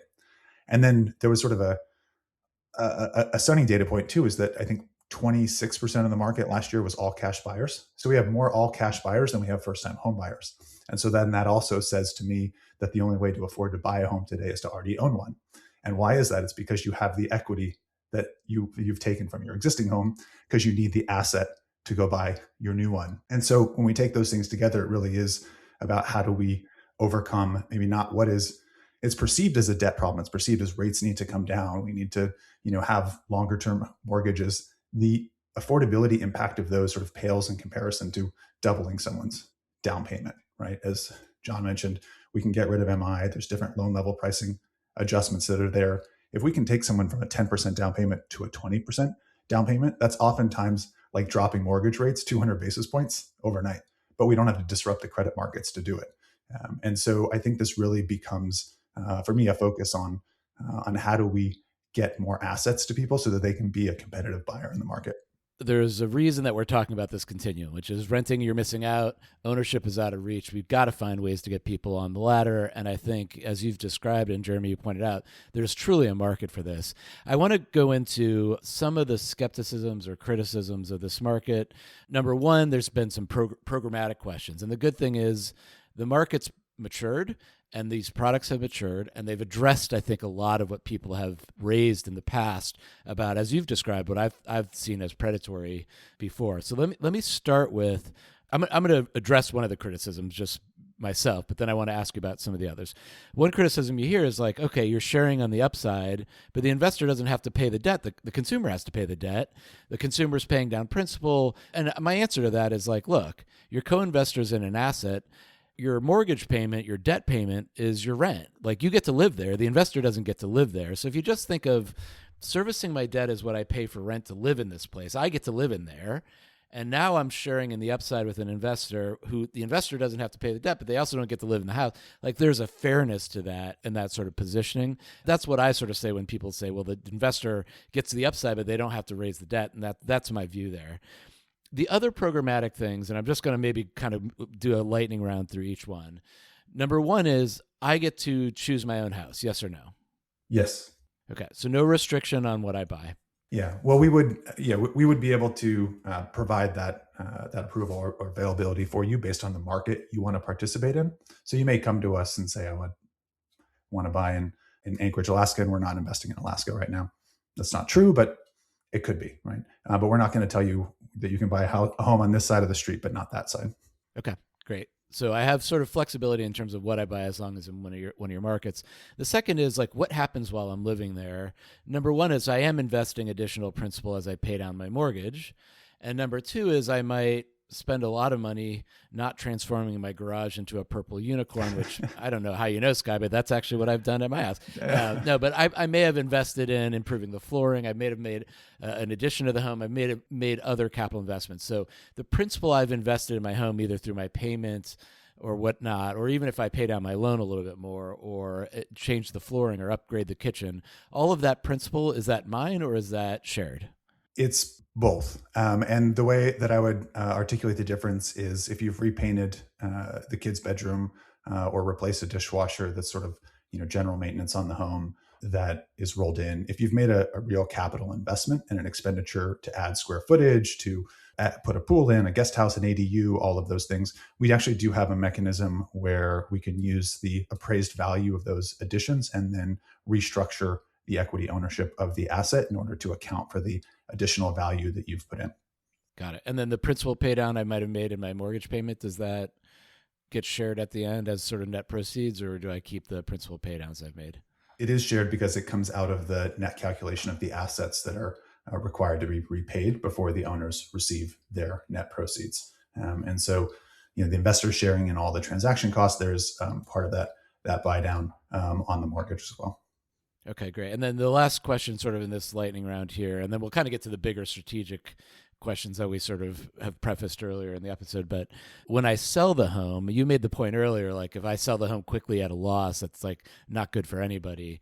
And interestingly enough, like with the investor, I'm totally aligned in incentive. Like we both want to sell the home for the most amount of money. So when I go to sell my house, do you get involved? Do you help sell? Do you approve the final sales price? Ultimately, if we're co-investors, like, can you help me go sell? Can we work together to afford a realtor? Anyway, how do you think about the sale of the property at the end? Yeah, absolutely. I think there's a lot, and this is where Crib Equity can come in to help manage that. Obviously, the investor doesn't want to step in with each homeowner and support them, but there are things that we can do through our scale and pricing power to help them with, whether that's agents, whether that's the staging, the preparation, the marketing. There's an investment that can be made on behalf of those investors to help support the sale of the home in order to maximize the value that everyone receives. And so that is, like you said, everyone is aligned in taking or receiving top dollar. The investor doesn't actually select the bid or the offer that the seller or of the resident of the home want to sell for, but the only place they get to participate there is they do get a right of first refusal to buy the home at that same exact value, but that's really only there as a protectionary measure from an arm's length sale, right? So you can't buy your home for $1 million and then next month turn around to sell it to Jeremy for $500,000 and say, oh, sorry, no one made any money, right? Yep. Perfect sense. So we've been mentioning investors. We've talked a little bit about the protections for the home buyer as well as for the investor. And I feel the investor is a little bit of a faceless character right now. So can you talk a little bit about the capital landscape, how Crib Equity interfaces with investors? Who's a good investor, we think, for this? You hear from Homium about shared equity as an asset class. Who are the right fits for that asset class? And how are you seeing that landscape evolving from a capital side? Yeah, it's a great question. I mean, it definitely is a bit longer term capital. It's patient capital. For us, the minimum term, I mentioned earlier that we use is at least 10 years before the investor would be able to, seek repayment on their own without the home buyer taking an action first. Certainly there are investors that are interested in longer terms, right? Annuity type investors, insurance investors, and that's totally fine by us as well. We see interest from family offices, from pension funds, from hedge funds, from money managers, RIAs, insurance companies. I think there's a large group of investors that see this for the opportunity that it is, which is really owning a historically well-performing asset class. It's an inflation hedge. It's risk reduction through diversification. That it's highly uncorrelated to stocks, to bonds, even REITs. If you want to own real estate, REITs are pretty tightly correlated with the stock market. So you're getting this much lower correlation. And for a product like ours, you're getting broad-based diversification. So the alternative might be to, if you want to own residential home equity, would be to build an SFR portfolio. That comes with extensive management and operational burden, sort of a leaky OpEx of, vacancy and maintenance and management fees. And I think what I call the distributed toilet problem, which is that it's really hard to manage, a bunch of different properties in a lot of different markets. The costs go up, the complexity goes up. And so, for us, we're able to offer even more of that diversification to the investor. They get to own the underlying asset of the home equity, but they don't have any of that operational, expense or overhead with it. Okay, that's great. And just to do rough math, like if you, in my example, you put 10% down alongside me at 10% down, you get 50% of the appreciation. So the return on your equity, just very generically, is 5x HPA. And so if home prices go up by 5%, you're going to earn 25%. If home prices go up as they're forecast to do 1% per year for the next 3 years, you're going to earn 5%. But you're basically sort of levering up home price appreciation by 5x. And that's a pretty good multiple on home price appreciation, given all the benefits home price has, inflation hedge, so on and so forth, diversification. So as an investment property, depending on your views on home prices, it could be a really good investment. Let me ask the other two big strategic question about products like this. The next one in my mind is always like, how do consumers find out about this? I, as a person who thinks about new companies all the time, think distribution is always the most underrated part of any strategy. Is like, who gets this to the end consumer in a way that they can actually understand it, because it ain't simple. And so how do you think about distribution? Is it lenders? Is it realtors? And one contention I've heard from lenders, as an example, is like, I don't really see what's in it for me versus like originating a second on top of it. Like, anyway, what's in it for the lender? So it's just hard to convince them to be your distribution channel. So anyway, talk to me about your distribution strategy for your product. Yeah, you're right. There's an old adage: first time founders think about product, second time founders think about distribution. It really is the name of the game. And for us, it's been a partner model, largely a B2B to C. So we do rely a lot on and work a lot through our partners in the mortgage and real estate space. And part of what we've done in designing the product is try to make it as simple for them to adopt as possible. And so what I think about with that is really ensuring that we sort of bolt on to the experience rather than augment it. And so for our lending partners, it really is as simple on the underwriting side as utilizing a gift letter from a family member, right? So they understand conceptually how that product works, right? We've been able to do this and define a way to do this in a way that there's no underwriting change to what they're doing. This is just an investment that's coming in, much like they would be familiar with or see from a family member who's going to help with the down payment. And I think that simplicity really helps with the adoption in a way that drives them to understand the product. It makes it easy for them to explain. And then we've done a lot to build out, as you've been doing the calculations in your head, we've built a lot of calculators and tools for our lending partners and our realtors, and then ultimately the customer to run scenarios, right? To look at how this plays out financially. The lender is really in a unique and key position to do that because they're talking to the home buyer about the financing, the cash flow, the rate, the terms, all of these kind of things. And then they can model out a couple different scenarios in terms of here's what your monthly payment looks like. Here's what we can qualify you for. I think it really becomes crystallized for a lot of home buyers. Now, it is a new model. People have to understand it. So we do a lot too with plain language disclosures, program descriptions. We spend a lot of time ensuring that the home buyer understands what they're getting into because, ultimately, home is a very big investment for folks. We think that there are many scenarios where this is a better choice than going alone. And so we feel very confident and comfortable sharing all of the details about the program and how it works out for folks. Yeah, I mean, I think the two things I'm hearing is there are buyers out there who understand liquidity and who understand diversification of risk. And we don't have a lot of ways to diversify or hedge your mortgage and your investment in the corner of the world that you bought into or are trying to buy into. And that is one thing, John, that you and I heard a lot in a past life when we were working on opposite sides of the table at Fannie Mae and Rocket, which was we used to see all manner of how to diversify, how to hedge, how to give people some flexibility. And, I'm hearing that as a way that I'll give you a quick example. Lenders who have loan officers who are trying to carve out themselves as the home debt advisor, the long-term financial real estate advisor to a family, this is the type of calculation you need to be thinking about. These are the tools and solutions you need to have in your toolkit, in your portfolio, because these are the sort of next wave, I think, of the financial picture for buyers and for people. So it works on that realtor lender relationship because lenders are trying to matter. As much as we joke about how technology is threatening that, the reality is like the lender and the MLO want to matter. We just have to give them more to talk about. And so from the point of view of that banker on the phone, banker in the coffee shop, banker in your kitchen table, this is actually giving them more to matter, in my opinion, which I think lenders are asking for right now. So it's kind of interesting just to think about it, to your point, to your question, John, about the lender perspective. And Skye, that's what it makes me think of. Yeah, let me round us out here with kind of a last general question, which we've talked about earlier in the episode, but Fannie Mae and Freddie Mac have not necessarily been very supportive of for-profit entities providing a down payment.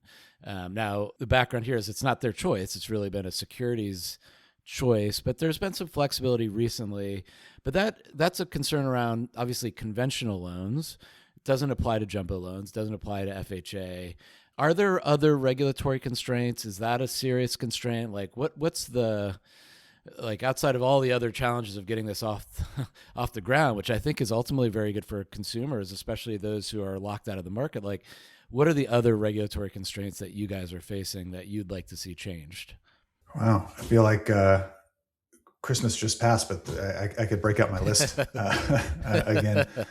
I think you're right, and in many ways, I think the GSEs are right to be very thoughtful about how this program works, and based on some prior iterations of products like ours, I think it did make sense to be a bit more skeptical.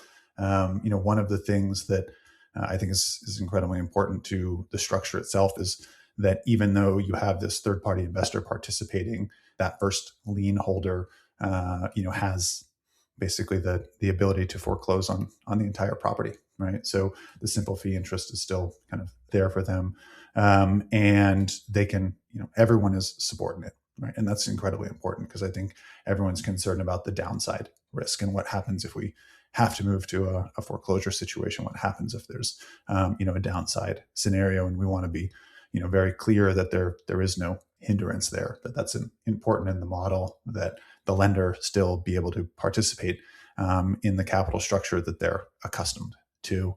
But certainly, recognition or adoption by Fannie and Freddie would go a long ways towards making a product like this more prevalent in the market for folks. And I think just in terms of adoption generally, I think there's a really interesting framework I like that one of my investors uses, right, in terms of thinking about when we see significant adoption, or when customers actually buy products. And there's sort of the trader market timing, he calls it, and the maker market timing. And so the trader is thinking about, when's the right time to buy or sell, how do you make the revenue there? And the maker is thinking more about like when can you get the customer set to actually adopt a product. And the things that go into that are obviously the performance and the economics. And I think that as we've talked about, those things can work really well for consumers. And so then it comes down to what is the friction to getting a product like this out? And we, as you mentioned, there is discovery and use and implementation, and how easy is it for the lender to use and all of those sort of things? How easy is it for the consumer to understand? But then what you need to overcome that friction is some pressure, right? So what is the urgency behind making that change now, and or what is acting against that change? And so I think widespread adoption really happens when the pressure overcomes the friction. And I think that there's two ways that pressure is really building. One is this sort of historic unaffordability, right? People are looking for solutions. The market is stalling out in a lot of ways. Transaction volumes are down. There's a strong pressure to find ways to get people into the market. And the other, pressure really could be regulatory. I think there's an opportunity for the administration or for regulators to step in and say, we're going to push this forward because it is a viable solution. And that sort of push on the pressure side, I think would unlock the market.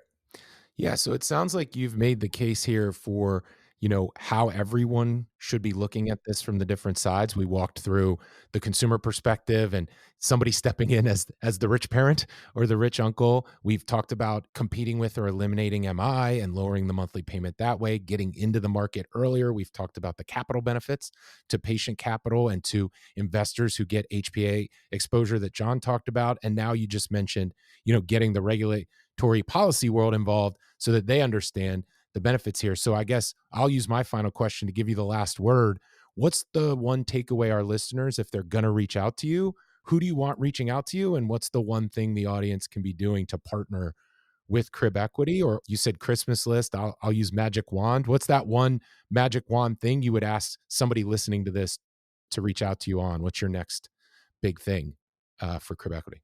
Yeah, I appreciate that. I mean, certainly there's on that regulatory and policy side, it's something that we're really spending time now to work to educate and inform people on how this can be sort of a key pillar or tenet of a broader based strategy around housing affordability. Obviously, we need supply, and we need to be able to bring more to the market. We need new financing solutions. I think this plays a critical role in that.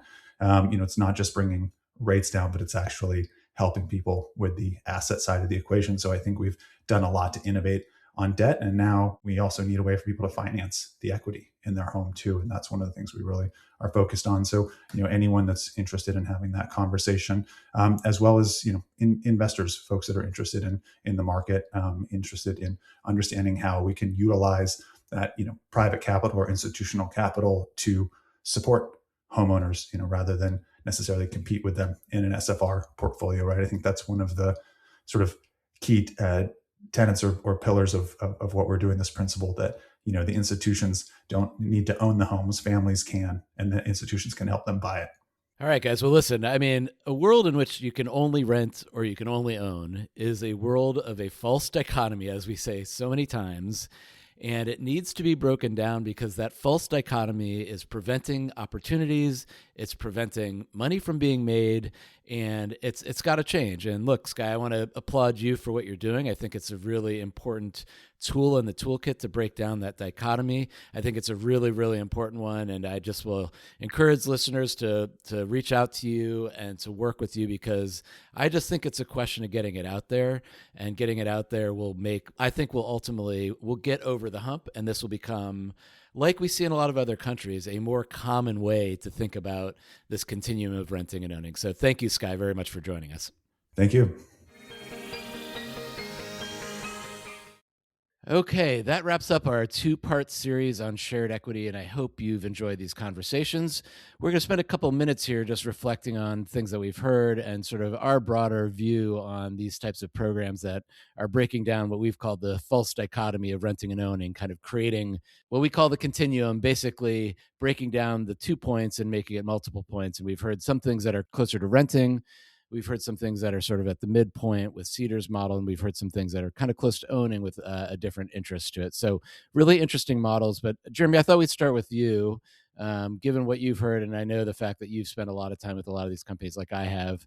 Would love to hear your reflections in general on these models. Yeah, I mean, the two things that came to mind for me, John, one is anytime we have more access to data, more granular views of things like consumer financial accounts for affordability and risk, as well as value into the home and what the housing market looks like, what pricing looks like. Anytime that data and those trends get more granular, that leads to more options, right? We've seen it in a ton of other areas where someone has taken a very complex idea, something that was solidified in the establishment, and broken it down to the street level and offered it in an app or in an account to consumers. So I think everyone is ready. I really believe that the American home buyer is ready to have something delivered to them with more options, which leads me to my second point. We've always heard this quirky analogy in our industry, John, where it's like, well, you need an a la carte menu. It's not one size fits all.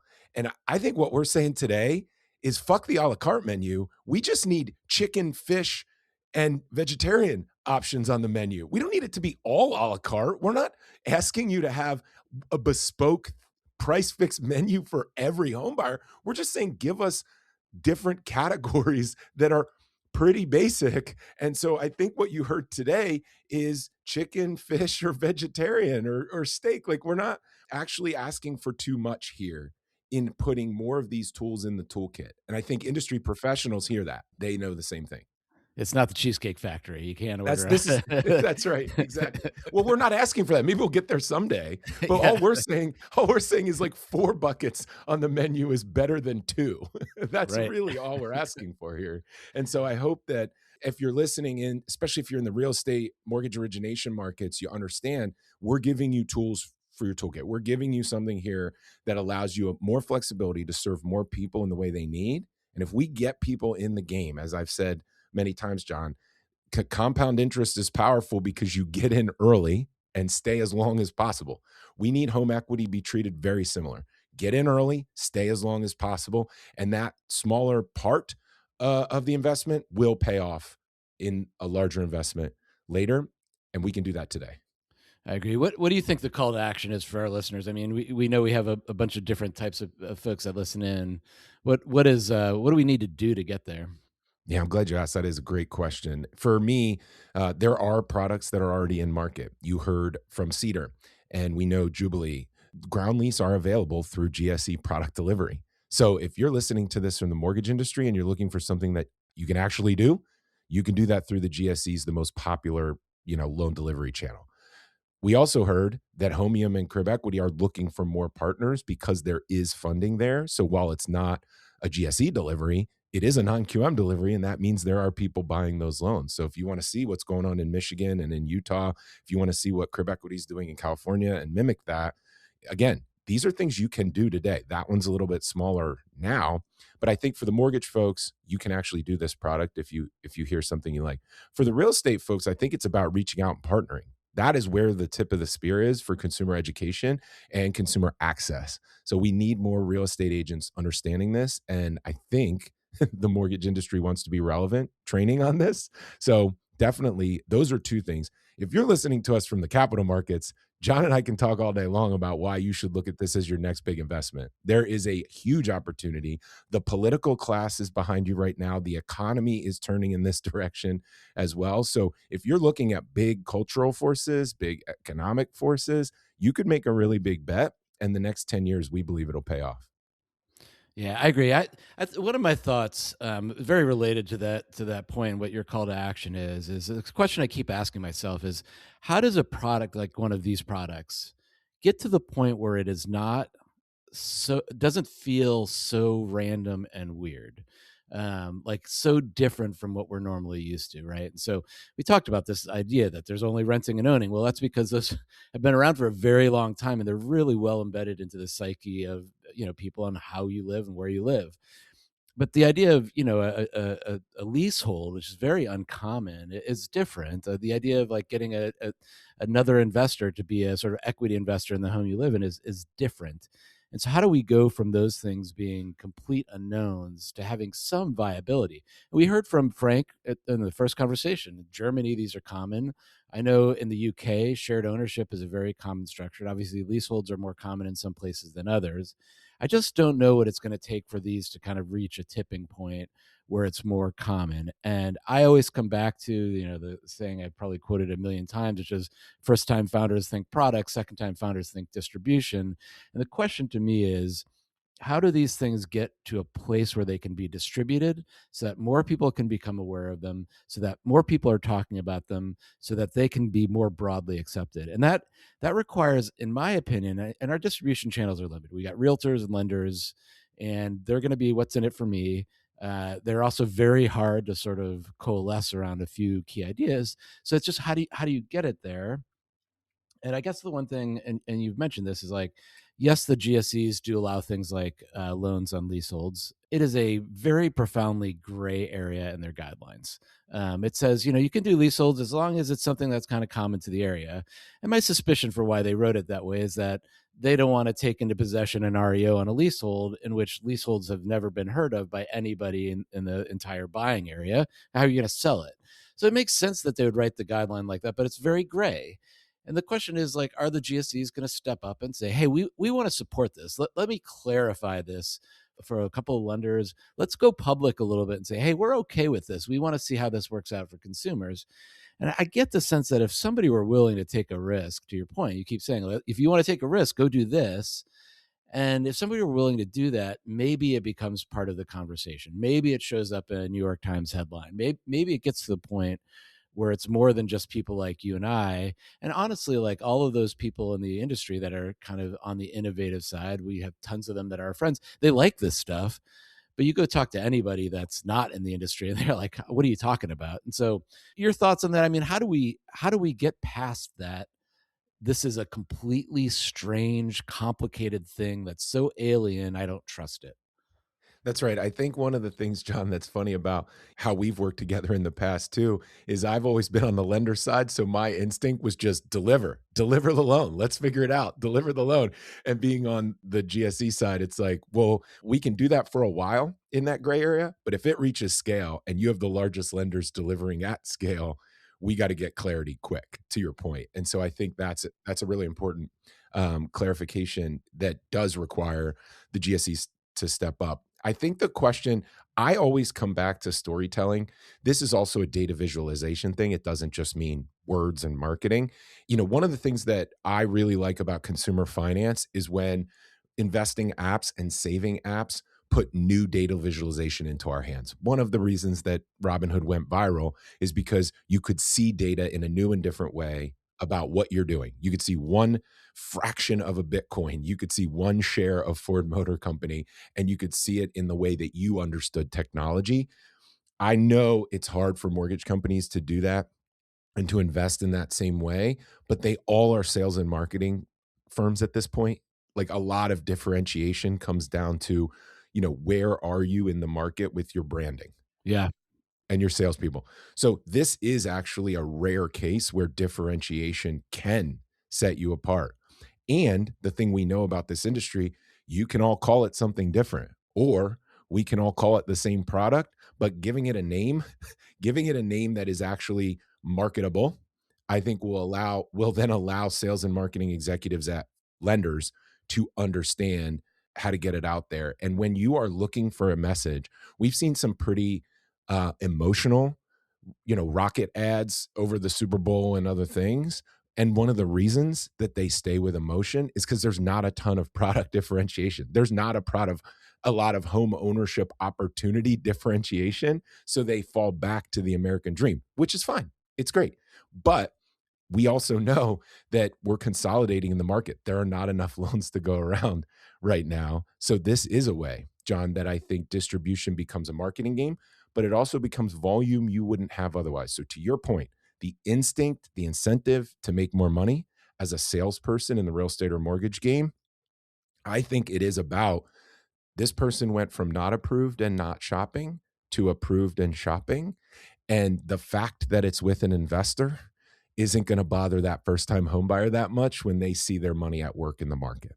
And so I think that's the way distribution really takes off.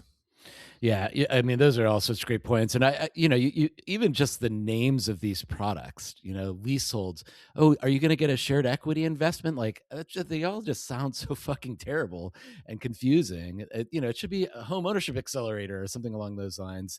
I'll say some are better than others, but the other point too, that's I think very closely related, and I think the thing I keep coming back to is all of these companies are trying to attach some source of capital to help consumers do something. And that source of capital, we heard with Marcus, when it's impact capital, it's a lot more flexible. I think you'd be a lot more nimble, a lot more flexible when you make a product, when you have that kind of capital.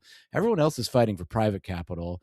And what I see a lot of these companies do is they're trying to thread the needle between what's good for consumers, what do my venture capital opco investors want, and what do my propco investors want on the sort of property ownership side. And they end up threading a complex needle where it's like the product suffers as a result. And I understand why they're doing that, because it's not common. They've got to figure out how to make it all work, versus having the capital to be able to say, actually, we're going to make this really simple, even though it is not the optimal investment, because we think over time it will become. And so, like, I'll just as an example, Onify's, after 5 years, you'll own 13% of the home. Like 13%? Like, what the fuck? can you just round it up to 15? Like, anyway, like there's or 20 even, like it just, but I get why they're doing that. And I think this idea, it just results in product complexity, which results in more confusion. The differentiation between lease to own and shared equity version 1 versus shared equity version 2, it's created, and I think you were sort of saying this, like a lack of a consistent narrative and emotion for what these products can truly deliver. And when you don't have that, and when there's not a clear value prop for lenders, and there's not a clear value prop for realtors, there's not a clear value prop for the GSEs or for the administration, like the story just falls apart. And I think a lot of that does start with the capital and the economics and how, what it takes to create a very elegant, easy to understand product that people can relate to. I agree. I think you're spot on. My go-to that I've been trying out, as workshopping those different messages, I do believe that people are comfortable with the idea of starter home. The idea of a starter home was not insulting to people when they understood that it was on the way to something. All we're trying to do is do that Indiana Jones move with the bag of sand on the trap, which is to say, that didn't end well. well, that's why this is delicate. This is exactly my point, is like, we're trying to say that the new starter home is that 13% or 15% or 20%. And I think we honestly need more of a go-to-market marketing strategy for these things, because we need to be able to say, this is the new starter home. It's not a bad thing at all. You're going to do this for 3 to 5 years, maybe even 7. And then you're going to go to the next one and go to the next one. And it's all going to roll into itself. If you don't do that, you get to guess where your income and home prices might be in 7 years.